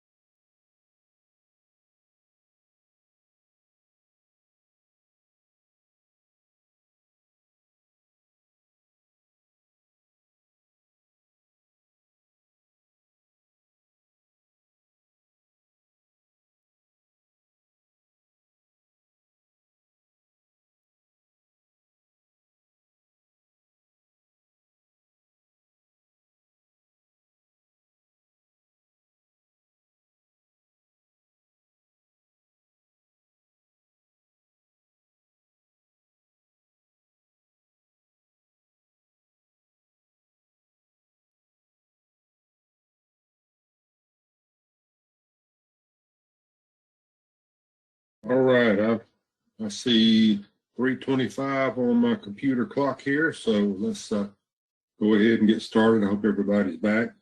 Our next agenda topic is just a discussion about the difference between census and survey sampling, and how might we apply those two approaches to improving recreational snapper grouper information. And Richard sort of queued this up for us with his last comment, but I just want to open it up from discussion. I think the prospect of doing a census type approach on recreational fishing seems a little daunting and maybe not practicable, but there may be some subsets of recreational snapper grouper fishing where it might be applicable. But I'd just like to have folks' opinion and input and just have a discussion about that. So I'll open up the floor.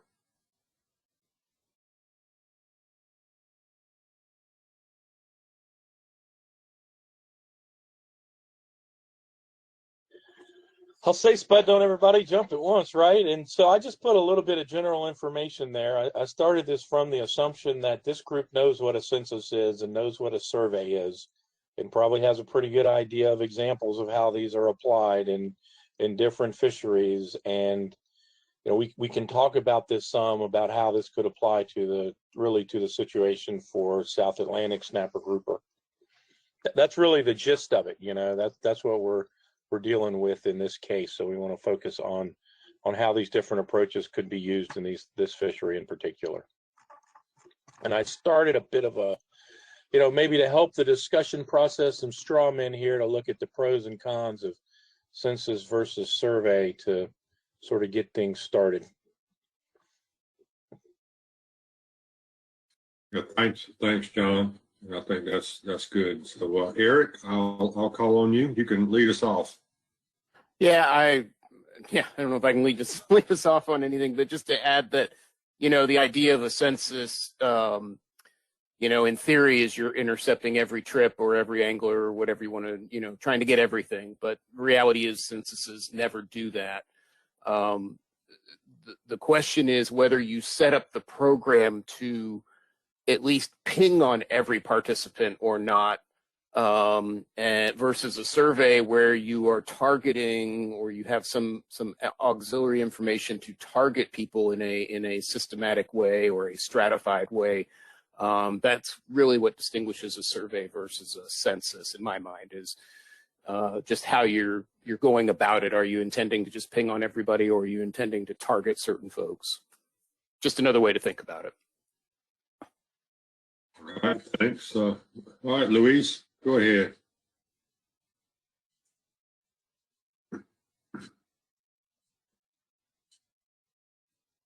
Oh, your hand went down. Luis, you still there? Sorry, I'm still here. Can you hear me now? Yes, we got you. Okay. Sorry, thank you. Yeah, just to follow up on Eric's points there.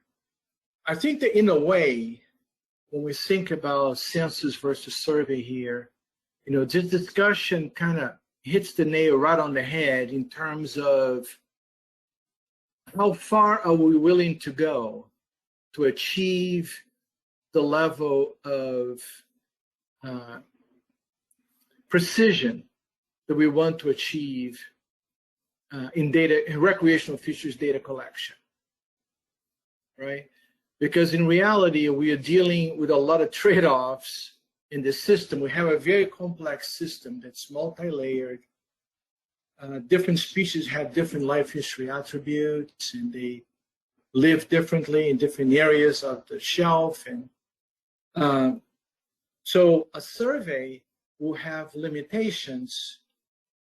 And if we make a system that is very prescriptive, and we say every single person fishing for snapper grouper in the South Atlantic has to, it's a mandatory permit that you have to sign up to, and every single person is supposed to report, that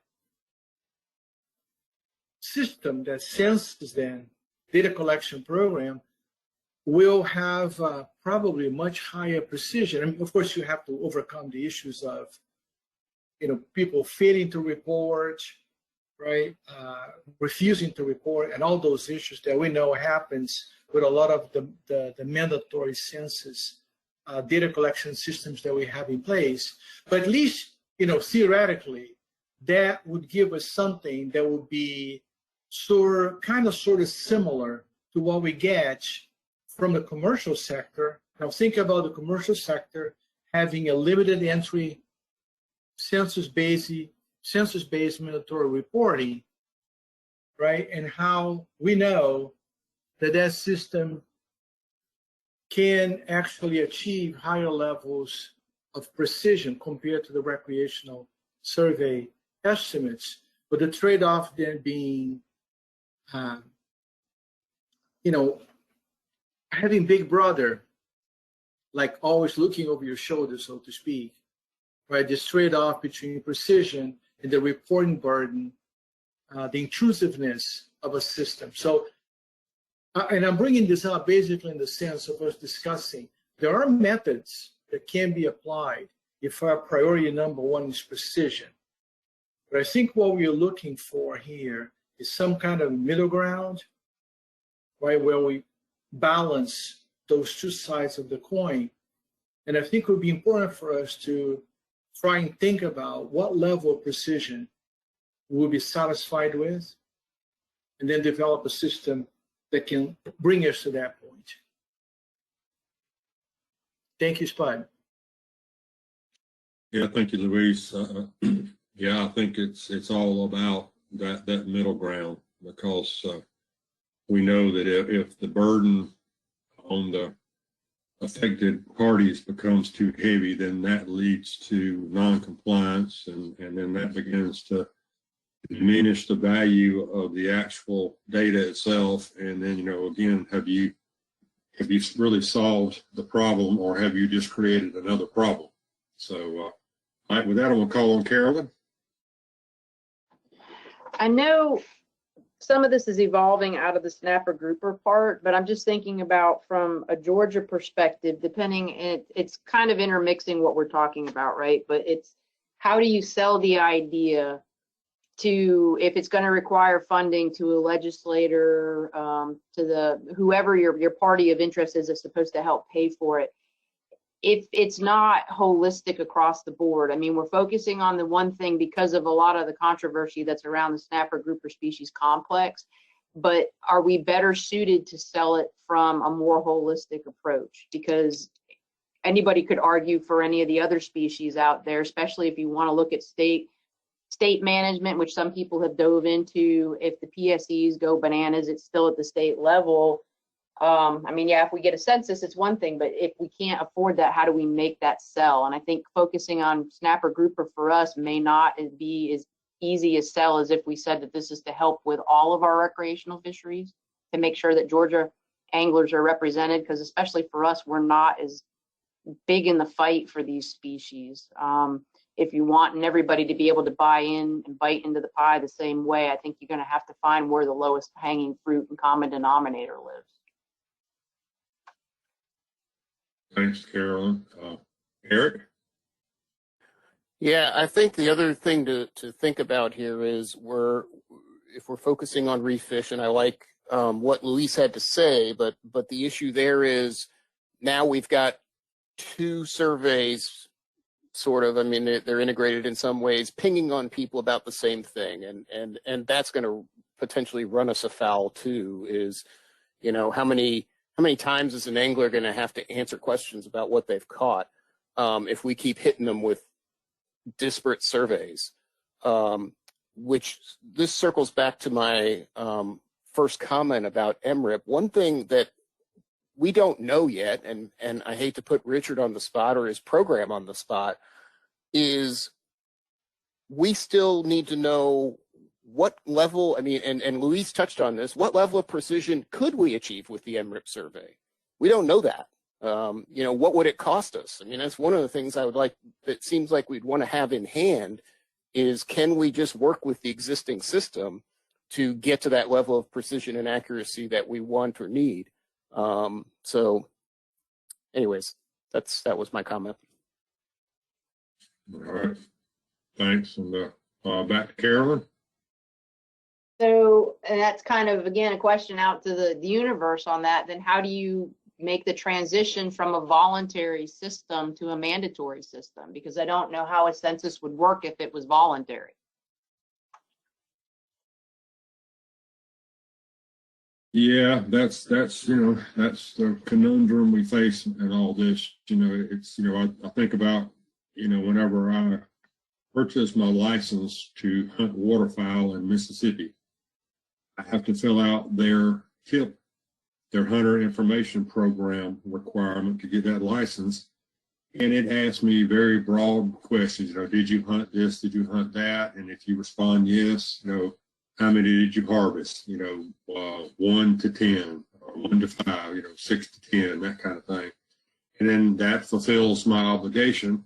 I get my license and I go my merry way. And so anyway, go ahead, Dee. So to Carolyn's question, we've been contemplating that in our state, and we're actually talking about going to some census level reporting. I'm all for census. My background is commercial statistics, and I think if you can do one for one, you can do one for the other, and you apply some of the same principles. Volume certainly is an issue, but one of the things we've talked about is if we piloted some sort of census level survey for people, and maybe right now we don't even issue an endorsement or a permit. We just say if you are recreationally fishing for X species, if you catch X species, you must report by such and such time to a call-in system, much like I hate to simplify this, but it's much like they report deer in North Carolina. And they report it, and then they get a number back. And we haven't worked out details, when do they report? Before they come off the water, before they leave a boat ramp? And then if Marine Patrol comes up and catches, interviews them, and they have X species in possession, they ask, did you report it? And what is your confirmation number that you report it? So, there are examples out there, especially if you look at the hunting world. Spud mentioned ducks, but there's deer, and the volume of some of those other hunting areas is quite large. So that's being reported. Is everything, you got the same issue with a trip ticket program. You still have, what is some of the validation and compliance issues, and what are the charge, you have to be able to charge somebody if they didn't report them, but there's examples in fishing and in hunting to look at. We are just currently starting to pursue this in discussion, and most likely, we'd love to do it. I'll say it on the record, something like this for southern flounder in North Carolina, but that would be a high volume fishery, meaning large number of anglers, but maybe look at a smaller fishery with less anglers and to test it out before we use it. We've already had a debate. Well, what if the census number is different than the MRIP number? And to be quite frank, I think the public may have more faith in the census number. So, I think it's time to really start thinking these items and thinking outside of the box and how you really can do this stuff for certain fisheries. I don't have the answer yet, but, within a year or so, we may have an example to look at, much like, Florida's got the Refish, but it's mandatory reporting. As allocation issues become larger and stocks become smaller, we're going to have to look at mandatory reporting on the recreational sector. So that's how we're thinking about doing something like this. Thanks, Dee. Yeah, we have the same deer and wild turkey reporting requirements down here in Georgia. I'm not sure what the compliance rates are. It's only been in a few years, but yeah, it's moving towards a census approach. So I guess sort of a hybrid census type survey approach. But Amy, go ahead. Fred, And Dee, I echo what you say. Census data is definitely going to be a little bit more advantageous than survey data. And I like all the conversations and the ideas going around. And you talk about the deer and the duck. It goes back to what John talked about earlier with regards to what HMS currently has in play for their recreational fishing community. And it is a mandatory permit that has the hook for the mandatory reporting. And I do see that things could happen in the snapper grouper world. I think my question would be more so, either to Mike or Eric or maybe even Richard. There's lots of different efforts that are very much similar to this wheelhouse ongoing right now. And some of us are probably participating in some of them. Richard and I are MAFAC subcommittee members for a recreational electronic reporting program going on right now with Gordon. And a lot of these same ideas are overlapping. So I think my overall question was, we just need to make sure that we're all bringing all the pieces of information that are currently available to the table so that we all kind of know what's going on. And I think even beyond that, are there additional projects that NIMS is already coordinating or at least looking into that would be related to a recreational fishing permit or anything like that that we just don't know about at the state level? Yeah, thanks, Amy. That's good points. Eric, and then Richard. Yeah, I'm not going to answer Amy's question. Hopefully Richard will, but if we think a census is a good idea, and I agree with all the arguments, and we've proven in commercial fisheries and other areas that works, then the other question to me is why then stop at Refish? Why not turn the whole mail survey portion of MRIP into a required survey or a census and have it a required questionnaire that gets answered by all anglers? Just throw that out there. Yeah, and then we get into, is that backed by a requirement under federal law or state law or both? Because, absent some force of law foundation, then, we have a hard enough time in Georgia getting any sort of favorable judicial rulings when we have non-reporting at the commercial level, and those requirements have been in for decades and decades, and typically the judges summarily dismiss it because the offending party just shows up with some bag full of paper and says, "Here, I've got all my stuff for the last 2 years right here." So anyway, that's something we have got to at least contemplate. Go ahead, Richard, and then back to. Yeah, just mention some of the efforts that are ongoing right now. And Luis was the chair of the National Academy's panel that looked at in-season management and compatibility with MRIP. So one, or actually two of their recommendations pertain to, endorsements or tags versus permits as well. So those are things that the agency will have to respond to since they are recommendations in the report. And we expect to, put in our response within 6 months of the release of the final published version, which should be sometime this month. So those are things to keep in mind, as an ongoing effort that is pertinent to what's being discussed here. Then the second thing I would try to keep on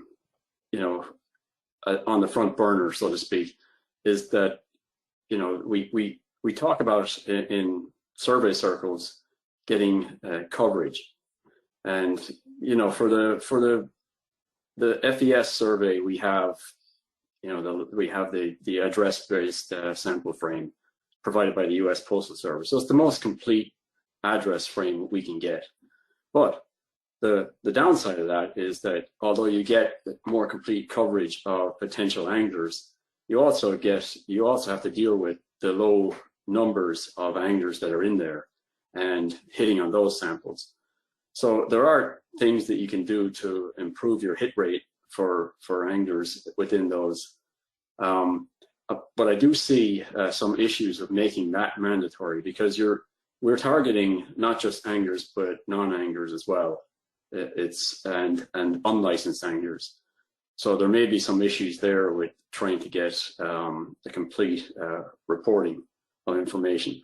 And then the other thing I would point out is that there are some advantages to a voluntary survey, and I think Bev can bear this out too. Her survey is that when it is voluntary, it's likely that, well, it's more likely that you know, the answers that you get or responses you get are in good faith. There is, you know, at least some evidence out there that suggests that when you make things mandatory, you get a report because someone has to turn in a report. So the quality may diminish somewhat from what you would get. And then the last point I'll make is that regardless of whether you have a census or a survey method in place, you still have to go in the field and measure fish and weigh fish and get some details so that you can at least verify the information that's being provided, or add pieces of information that are better got, you know, from direct observation rather than from reported information. Thanks, Richard. Good points, and a good reminder about what's coming for us. All right, Dee, and then Louise.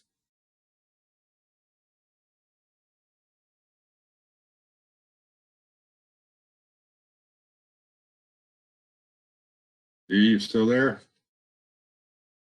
Yeah, I'm here. Just want to respond to Eric's comment about reporting everything. Actually, I agree with that, but I think this would be the first step into something, tiptoeing in. I'd probably focus it on a smaller fishery, and that's what we've talked about in our state. I'd really like to do it for one fishery, but it's probably best to do it for another fishery to prove that it can work, so that when we do have to maybe get a law passed, I can prove it to the legislator that it works and that it was an advantage to helping us manage a fishery. The risk of that is it could fail too, and that also says something to the legislator. So everything's a risk.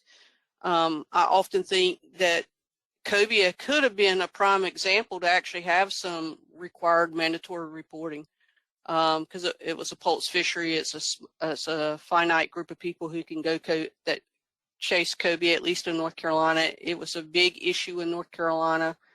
So we probably would have had a lot of support for doing something like that. So, you know, that would just be my response. Why not to do everything? But eventually I could see in the future where you do it for everything. I will say, if we do a census eventually, and I don't know if census is good for this or not. I don't know how many anglers we're talking about in the Southeast or not, but I agree, you have to have some dockside sampling. And that's what we've talked about. You still have to do it. You still have to have some sort of validation out there, just like we do with trip ticket program. We're in the fish house and we're validating trip tickets when we're doing our dockside sampling in fish houses. So I see it very similar. So that will always have to be there. So I reckon the question is, do we have an idea of, for this particular exercise, how many anglers, how many trips are we talking about? Are we talking about all snapper grouper species? Just some? Can you narrow it down and do a little pilot or a concept of proof of concept study, both with a permit and reporting? Just a thought. Anybody? I know we have at least contemplated focusing on the deep water species as a subset of the snapper grouper complex, believing that that's a smaller universe within the universe of people who target snapper grouper, and the possibility of doing something for that particular fishery, sort of like a census, but that's just something I know we've at least thought about. We haven't really gone very far other than just talking about it. Yeah. So I mean, even just for a permit, that might be something to subset, really target what you want to win on, basically, so you can show it works. And if it doesn't work, then you go back and explore something. Right. My last comment is going back to the voluntary reporting. We're doing some voluntary reporting in North Carolina with an app for flounder. It's a panel right now. We pick people to report their flounder, and if they can identify flounder, it helps us helps us determine if people can identify the 3 species of flounder in North Carolina for self-reporting, and also give us some idea on discards. So, and people do like that. If you can build something in that gives them something back, volunteer reporting has its advantage too. So, that's always an option. Well, and that's, that's a whole nother component of this discussion is the growing interest and availability of electronic self-reporting for the recreational sector, which we could probably talk about for the rest of the day if we wanted to into the night. But that's something our stakeholders have an expectation that we're going to be able to merge that seamlessly into our other sources of data and use it to make better decisions. But that's a discussion for another time. So, Luis, I'm calling you, and then to John Carmichael. Yes, thank you, Spud. Excellent points I think people are bringing up. So I'm going to just add a couple of thoughts here. One is, basically let's not think of this as a one-size-fits-all, right? So perhaps instead of either or, right, either we use a census or a survey, we can perhaps use a census for some species, perhaps through that a harvest tag program that can be implemented for those species, just a limited number of species, perhaps the deep water groupers. They're so rare event species and so difficult to sample with a general survey like MREP, right? So pilot testing that would show us some of the wrinkles, some of the potential problems, and perhaps let us evaluate whether implementing this at a broader scale would be advisable. And two is, to also think of this as something that can be administered by, a broader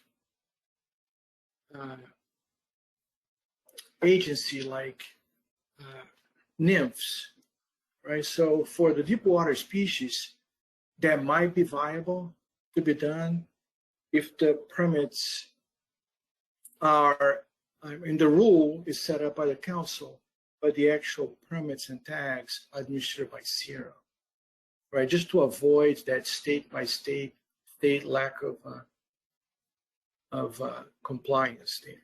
So it's just some thoughts there. Thanks, Luis. All right, John, and then Carolyn. Yeah, thank you, Spud. I just wanted to throw out some thoughts on the game model. One of the interesting things about how that's done is they use a variety of data collection and reporting methods. We've talked about reporting everything, reporting some. It's common to report big game, deer, turkey, etc., but I'm not aware of any states that require you to say report all your small game, your rabbits, your squirrels, things like that. So you do see a variety of how they approach it. The ducks are a good example where they use a little bit of everything. They use the hip, Spud mentioned, which sort of tells you, are you in the ballpark? But they also do, tags in some cases. They do mark recapture. They do stamps where you get a particular stamp or permit or whatever you want to have it, that allows you to take a fish in the way of, we think, like a harvest allowance tag that allows you to take a bird. They do, extensive surveys, much as we do in fisheries, and try to put all that together to get a handle. And it seems like, they use things like you can get a diary, essentially, where they get hunters to record detailed data on every hunting trip they take, send in wings, things of that nature, where folks are randomly selected. And it seems like they just kind of bring all the pieces together. And I think ultimately that's going to be the solution that we probably end up upon. There's no one thing that's going to address the issue for every species, because snapper grouper is such a varied fishery. So perhaps, as mentioned, is this every species in snapper grouper? That's probably something the council should consider. Is it necessary to report every black sea bass? That's kind of different than reporting every, say, snowy grouper, you know. And I think the federal examples we've talked about, HMS has their frame essentially tied back to the large pelagic survey, whereas the Mid-Atlantic's requires mandatory reporting of all your tile fish.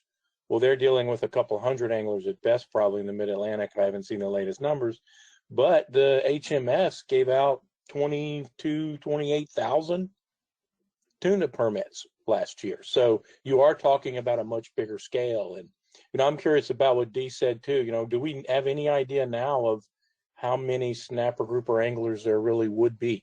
How many there are now? I don't think any of us really do, except for probably Florida, thanks to their survey, but the rest of us are kind of in the dark.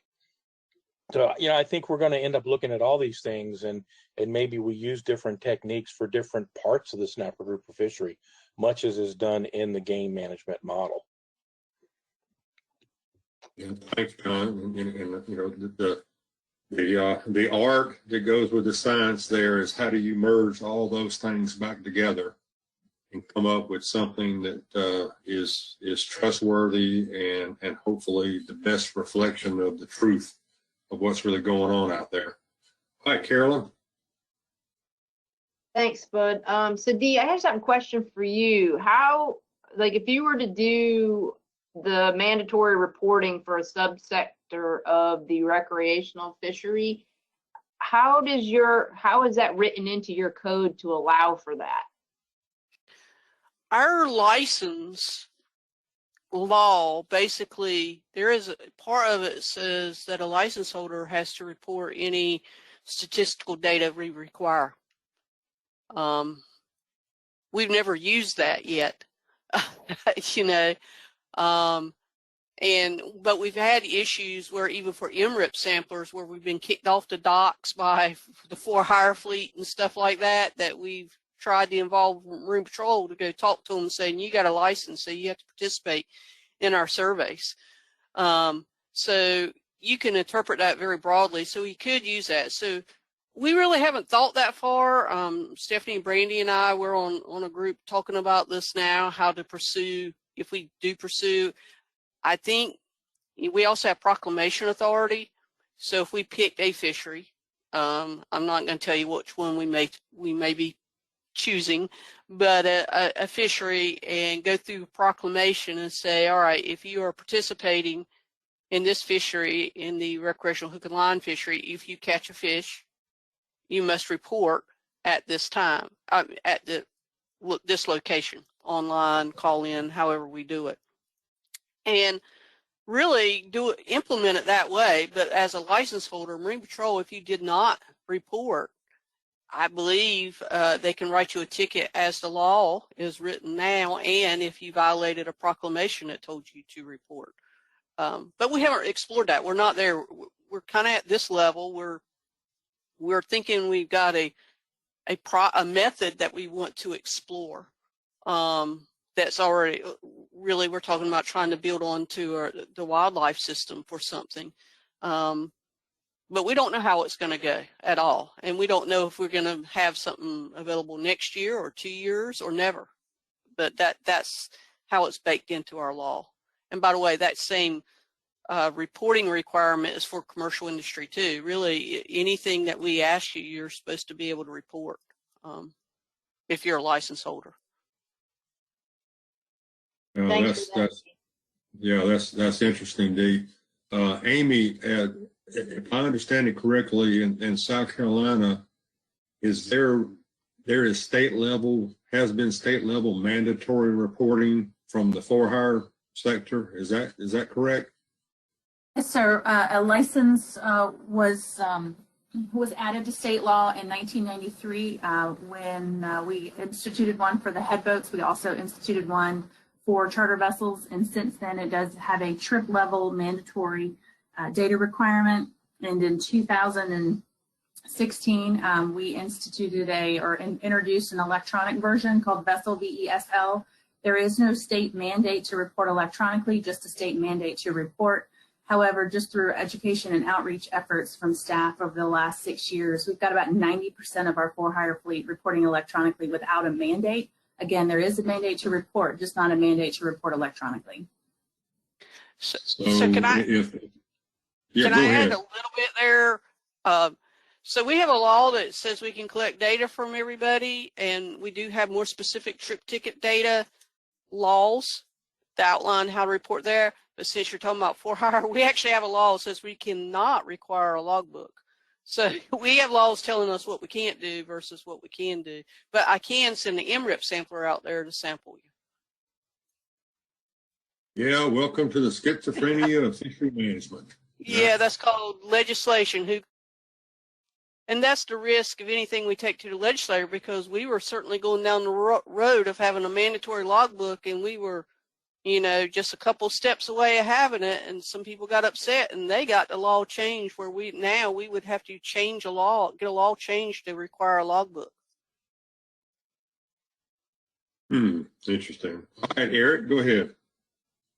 Yeah, I was just going to echo John and others who basically recommended that a multi-pronged approach is probably the best way to go, because I think it is. I mean, I think history's already taught us, you know, that, you know, MRIP was set up with the random digit dial system, and that started to erode over time because things change. And we don't know for sure what reporting mechanism is actually going to end up working out or not working out. But we can collect that data and analyze it, and get, even just without validation, you can take a good look at data and tell whether there's some consistency within it and whether that reporting makes sense or not. I mean, certainly one of the things we're seeing, for instance, in the commercial logbook, is we're seeing an erosion of the discard reporting in that. We used to have 30% of the records reported zero catch. Now we're up to 60 to 70% of the records are reporting zero catch, and that's just doesn't seem valid. So anyways, case in point is these things change over time, and we just need to be adaptable. And so a multi-pronged approach is probably our best bet. All right, thanks. I think we've had a good, robust discussion about this topic. I think there's a general sense that there might be a place for a census-based approach as a subset of the snapper grouper fishery, and I think the next step to act upon that would probably be for us to have a discussion within the council and say, you know, should we pursue some sort of pilot project, not necessarily mandated by an amendment, but something that could test the feasibility of this and determine whether or not the amount of effort it takes to design and implement it is going to produce information that really helps us make better decisions. So thank y'all for that good discussion. So our next agenda topic is SAFMC recreational data needs, and I want to look to John to maybe give us a little context for that. Sure, thank you, Mr. Chair. So this is another topic that's just working through the items that were charged to the group. One was to look at recreational data needs. We provided 2 attachments. One is the regular update of data needs that we provide to the agency every 2 years.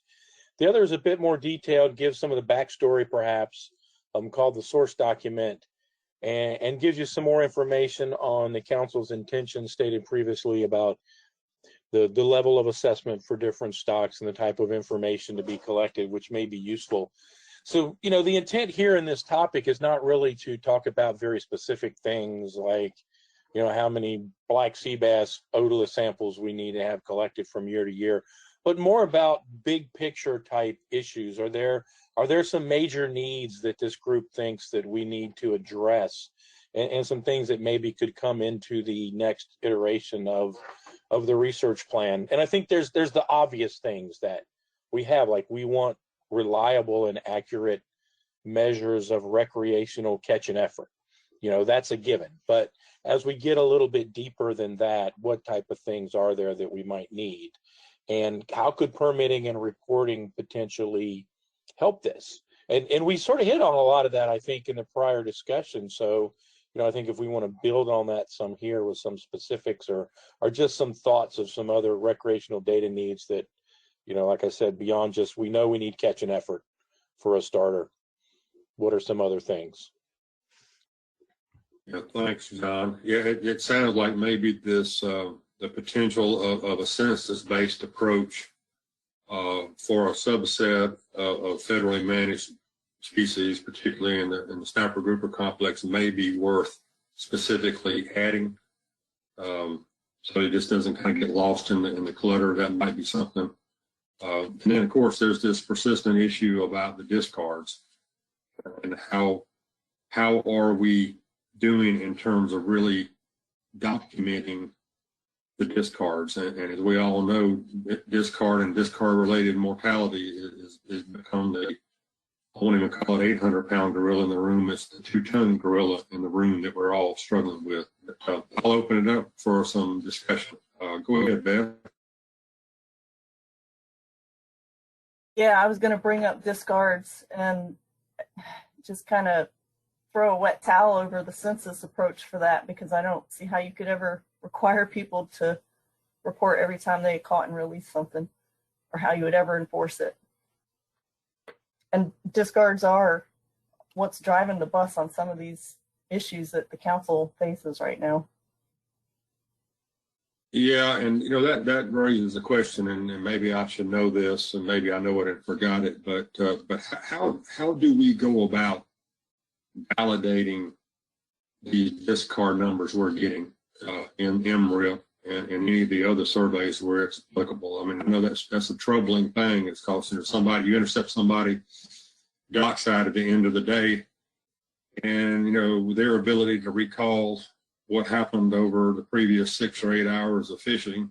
You know, it's kind of, I know that's a challenge, but what are we doing, if anything, to validate those numbers? Because as you said, Deb, I mean, we're looking at 90% of the fishing mortality on South Atlantic red snapper being attributable to discard mortality. So I'm just curious if anybody's got to shed some light on that. Go ahead, Richard. Yeah, I mean, we rely completely on reported information for the discards. There are observer programs, and Bev can fill you in a bit more on this, but there is some information that can be validated, I guess, can be used to validate the reported information. But largely those, as far as I can tell anyway, observer programs tend to focus on the sizes of discards, so the size distribution information needs. So I would say there's no, for MRIP itself, there's no, direct or targeted validation effort for that part of the reported information. Thanks, Richard. Go ahead, Eric. Yeah, just to pile on with that, dire news is really none of our fisheries in the South Atlantic have truly validated discard information. It's all largely self-reported. We've attempted observer programs, but they've been problematic on the commercial side, and the data is really not directly comparable in some cases. So yeah, I would say right now the state of data collection for discards in the South Atlantic is all self-reported at this point and unvalidated. Yeah, thanks. That's kind of what I thought the answer was, and I don't know, what alternatives we have. I mean, short of observers, and as we all know, I mean, you can't put observers on probably enough recreational fishing boats to make a difference, but maybe so. I don't know, and maybe that's one thing that, just to be identified as a persistent problem, and maybe somebody one day will have the epiphany that we all need to remedy that. But certainly, any other comments, opinions about this, ideas that could be included in the research needs? This is your opportunity. I know it's getting late in the day, and we've had good discussion, so I won't belabor it. But certainly. All right, go ahead, Eric. Yeah, just to add on that, so discards are obviously a notorious problem across fisheries all over the world even. And Alaska has attempted to solve it with 100% observer coverage on some of their commercial vessels. But observers are a good way to go, but it's not the only way to go. Test fishing is another way, and getting at fishing with the similar gear and similar methods, and then looking at rates of discards based on fishing effort, and so that you can then hopefully apply some sort of correction to what hopefully is well-reported effort and catch statistics, and then just apply a discard rate from a single study. And the West Coast often did this. They would do a study. Well, shoot, I think when I was there, they were only doing it once every 10 years, and that study became the basis of their discard estimates based on the basically discard rates from that study. I think they have since improved that a little bit with more observer programs. But anyways, yeah, it's a tough nut to crack. Yeah, thanks. Yeah, you can sign me up for some of that test fishing. I might be glad to do some of that. But just to kind of follow up on that, and this is a conversation that John and I had, is the technology available to recreational fishermen has evolved more rapidly into places that none of us ever thought we'd see. So it's almost like you have to do those kinds of test fishing events very frequently in order to accurately reflect what's going on out there in terms of the fishing power of the fleet of recreational fishermen. So that's one I think that certainly bears some consideration. So anything else on that topic? John, you got anything specific you'd like to ask the work group about? No, these are some good ideas. I'm with you, Spud. I'll sign up for the test fishing. I think that's a really interesting approach. And as Eric sort of alluded, it may not be perfect, but as we've noted, everything we have is self-reported, and we have fisheries that are increasingly driven by discards, and we get pretty excited sometimes about making sure we validate the catch reports. But if that's only 10-20% of your harvest, the discards are kind of a low-hanging fruit. Difficult to harvest, but they are low-hanging fruit in terms of making major improvements in our understanding. Might be the kind of study that we could do. But I think your point about the changes in fishing power is good. Catchability has certainly not been constant over time. That's something that I know Eric's interested in, that kind of stuff and better understanding it, and it would be great to find some way that we could study it and track it over time. Yeah, it would be an interesting experiment to force somebody to fish with 1970s or 80s technology, and then have somebody fish with 2021 technology in the same area where you could expect them to encounter a similar aggregation of fish and see what the results were.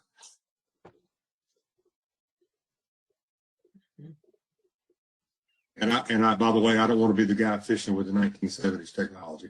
So you don't want to crank up that old 3.5 to 1 pin from 100 feet of water? No, I want to use my GPS trolling motor and my Yamaha Helmmaster and my braided line and all this other stuff. So yeah, like everybody else does. So all right, well, we'll consider that agenda topic concluded, and we'll move on to our next one, and that is some recreational data updates. You want to talk about that, John? Just kind of the NAS. Yeah, I will quickly. Yeah, so we provided the NAS study. I think most people on this group were probably at least made aware of, if they didn't listen in, the various webinars that Luis Barbieri had a hand in, who's on here today, in terms of discussing the results and taking questions and et cetera. So we're not going to get into that in detail here, but I think if anyone had any particular questions, they said Luis is here and could probably take a stab at trying to answer them.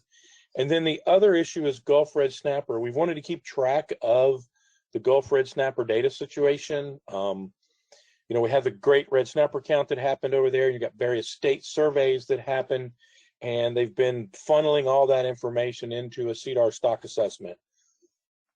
At one point, there was planned to be a data workshop for Gulf Red Snapper the 1st of November, And we kind of thought that we would be on track to get some information on, the Gulf red snapper data developments and maybe have a better handle of where that's going and how these different data sources are being used and the fate that they've had in the stock assessment. That's been delayed. The data workshop will be in May.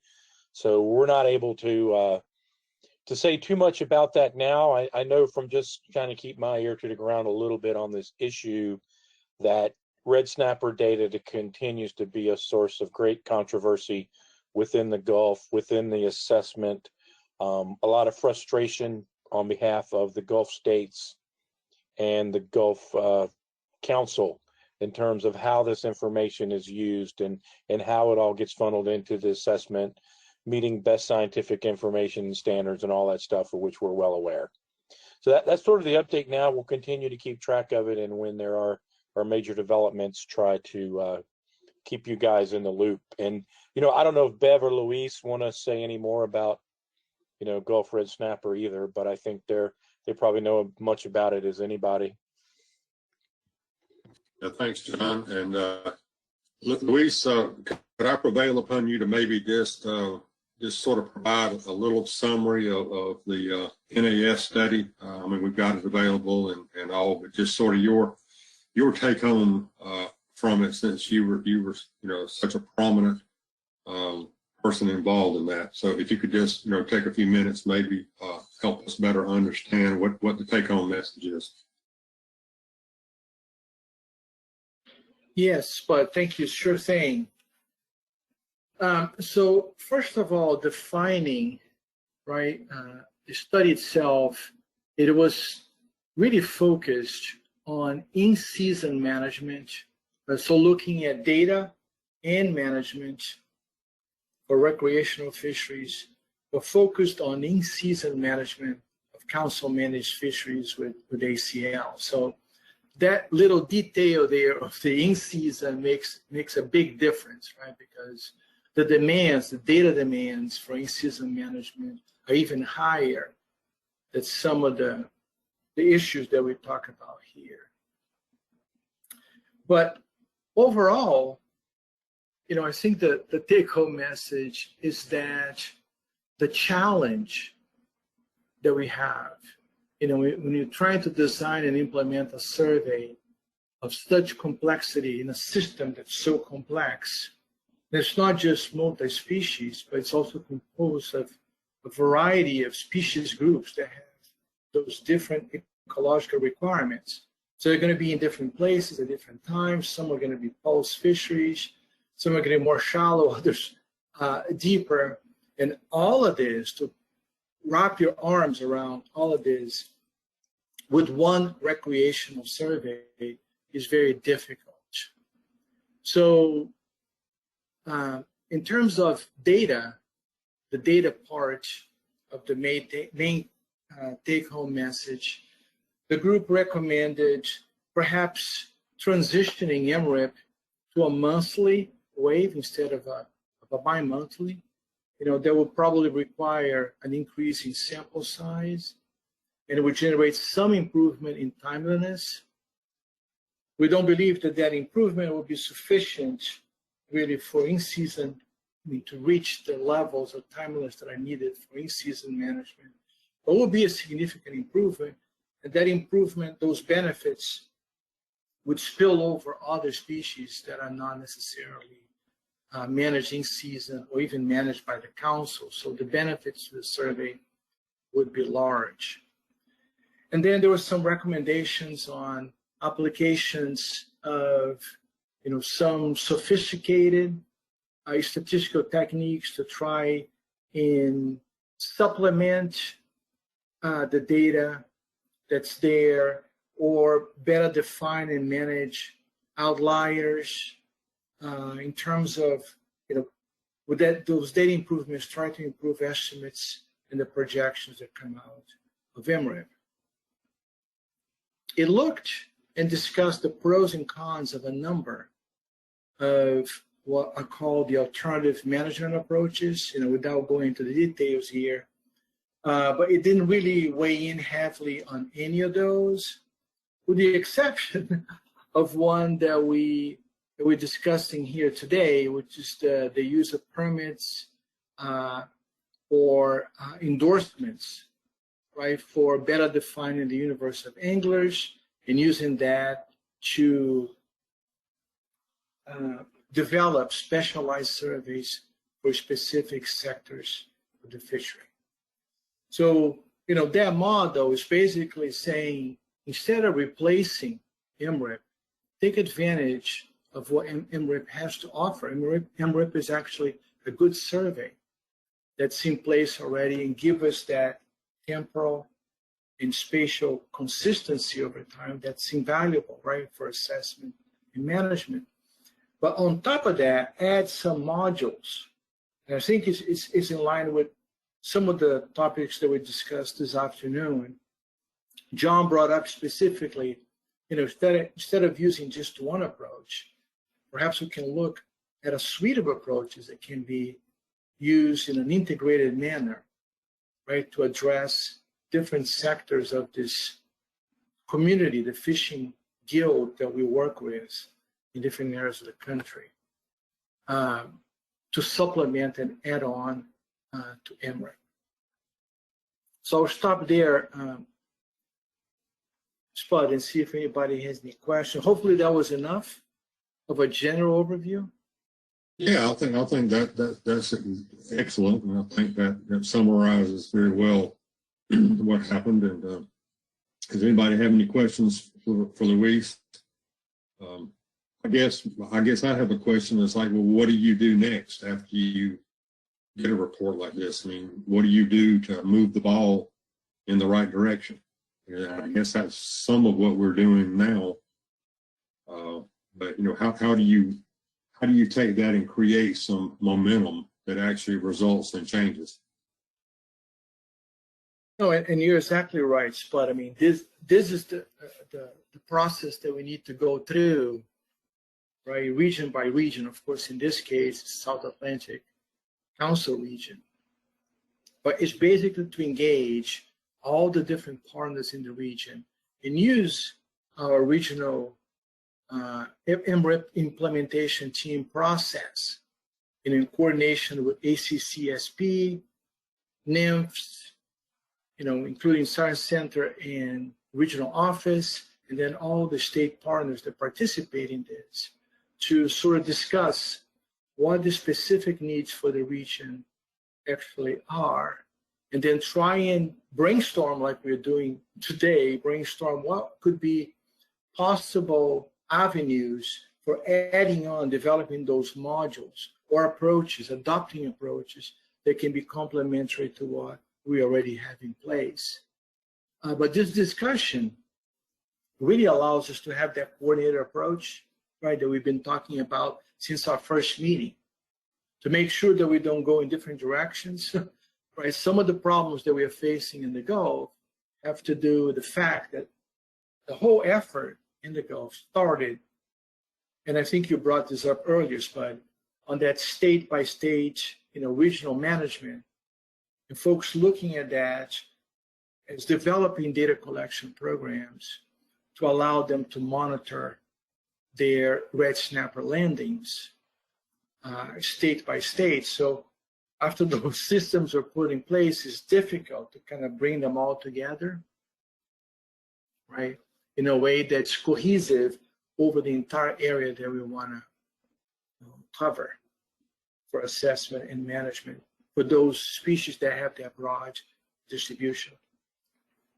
So I think what South Atlantic Council is doing, formation of this working group and having these types of discussions, it's what's needed, integrating all the folks that we see are participating in this process here, and make sure that NOAA Fisheries is working closely with us to make sure that those things are implemented.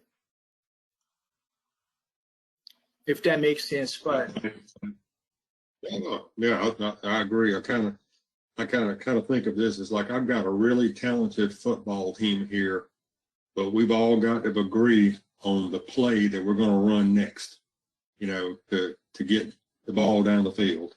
And I think that's where the challenge comes in, is there's lots of plays choose from in the playbook, but which one, has the greatest chance of success and which one has the greatest potential for yielding a measurable improvement. So, and you kind of touched on the Gulf situation, and I certainly don't want to put you on the hot seat about that. But, those of us in the South Atlantic, north of Florida, have been watching all this with great interest. And there's, as John said, there's a lot of frustration and consternation. And I think, we're going to benefit from some of the pain and suffering that's going on over there, and maybe understand that, doing things 4 different ways, while might be feasible at the state level, may end up yielding very little productive results and maybe more aggravation. So I'll certainly welcome any more input on that if anybody wants to, but I certainly can understand if we'd rather just not talk about it. I think you brought up all the relevant points there, Spud. You and John Carmichael, when John gave his little summary, right? And for us here is the advantage of being the first to come second, right? So you can actually look at what was done over there, lessons learned, and try to move in a direction that is, more productive, I guess, and leading to a better, easier to achieve outcome than where we are now over there. So. All right. Well, thanks everybody. Let's see. Want to open up the floor for some public comment before we move into. Well, first, let me address requests for our next meeting. I don't think we're at the point where we have a consensus recommendation on an approach. I mean, this has been a really productive and fruitful discussion, and we're gonna try to capture it all. So it sounds to me like we need maybe one more meeting, first quarter of 2022, to maybe coalesce all this into something tangible that we can turn into that play I mentioned, and then decide how do we run this play. Is there any concerns about having another meeting? Richard, go ahead. I didn't mean to interrupt you, but one point I will make is that as far as the Gulf is concerned, is that there is a workshop that we will be conducting, collaboratively with the states and the Gulf Commission in January or early February, and that will look at some of the issues surrounding the use of different surveys to get at the same bits of information, but also to look at drivers for differences between the estimates of the surveys. So I think that's an important component that we'll be trying to address. But I think overall, that group will be looking to at least identify the lessons that should be learned from the Gulf experiment, and hopefully that will play into decisions made in other regions. But that workshop will happen early next year. We're in the planning stages of it right now.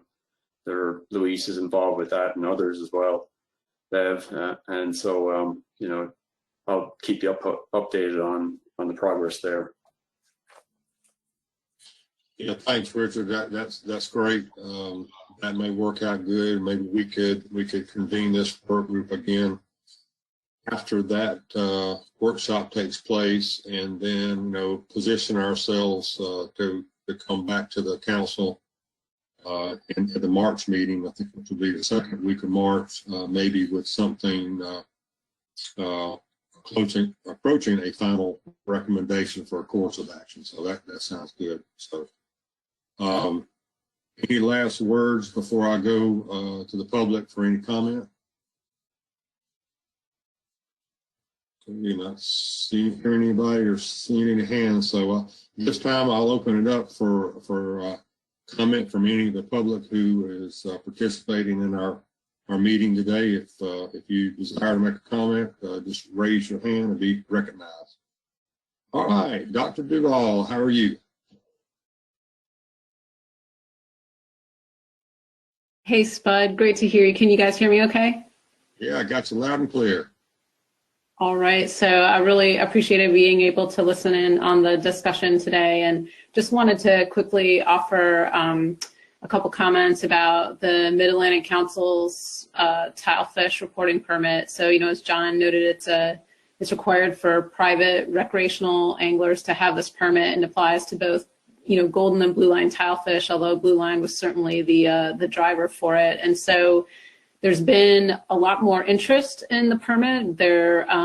So it went into effect in August 2020, but there's been like over 800 permits issued to vessels thus far, but only 42 EVTRs that have been, so electronic vessel trip reports, that have been submitted from, I think it's like 25 different vessels for, roughly 500 pounds of fish. So I think, when we heard this I think it was during our October council meeting, the message that we heard was that there's probably a lot more education and outreach that we need to do as a council, despite the significant outreach that was out there about the different electronic reporting tools that John noted. But I think that is a constant thing you're going to have to do. So even though this is a requirement, it's highly likely, certainly based on social media accounts of tilefish harvest, that we still need to do a better job of getting out there to, ensure that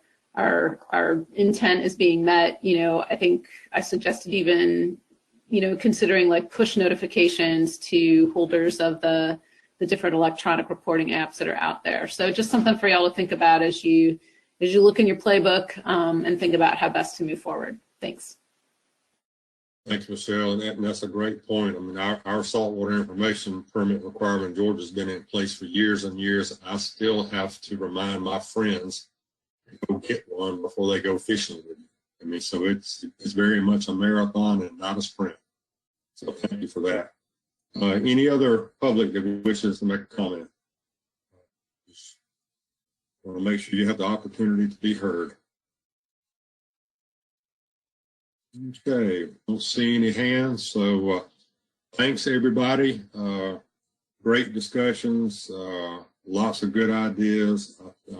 We'll get all this captured in a report, and we'll get out to everybody plans for maybe a meeting if we can squeeze it in sometime in February, hopefully.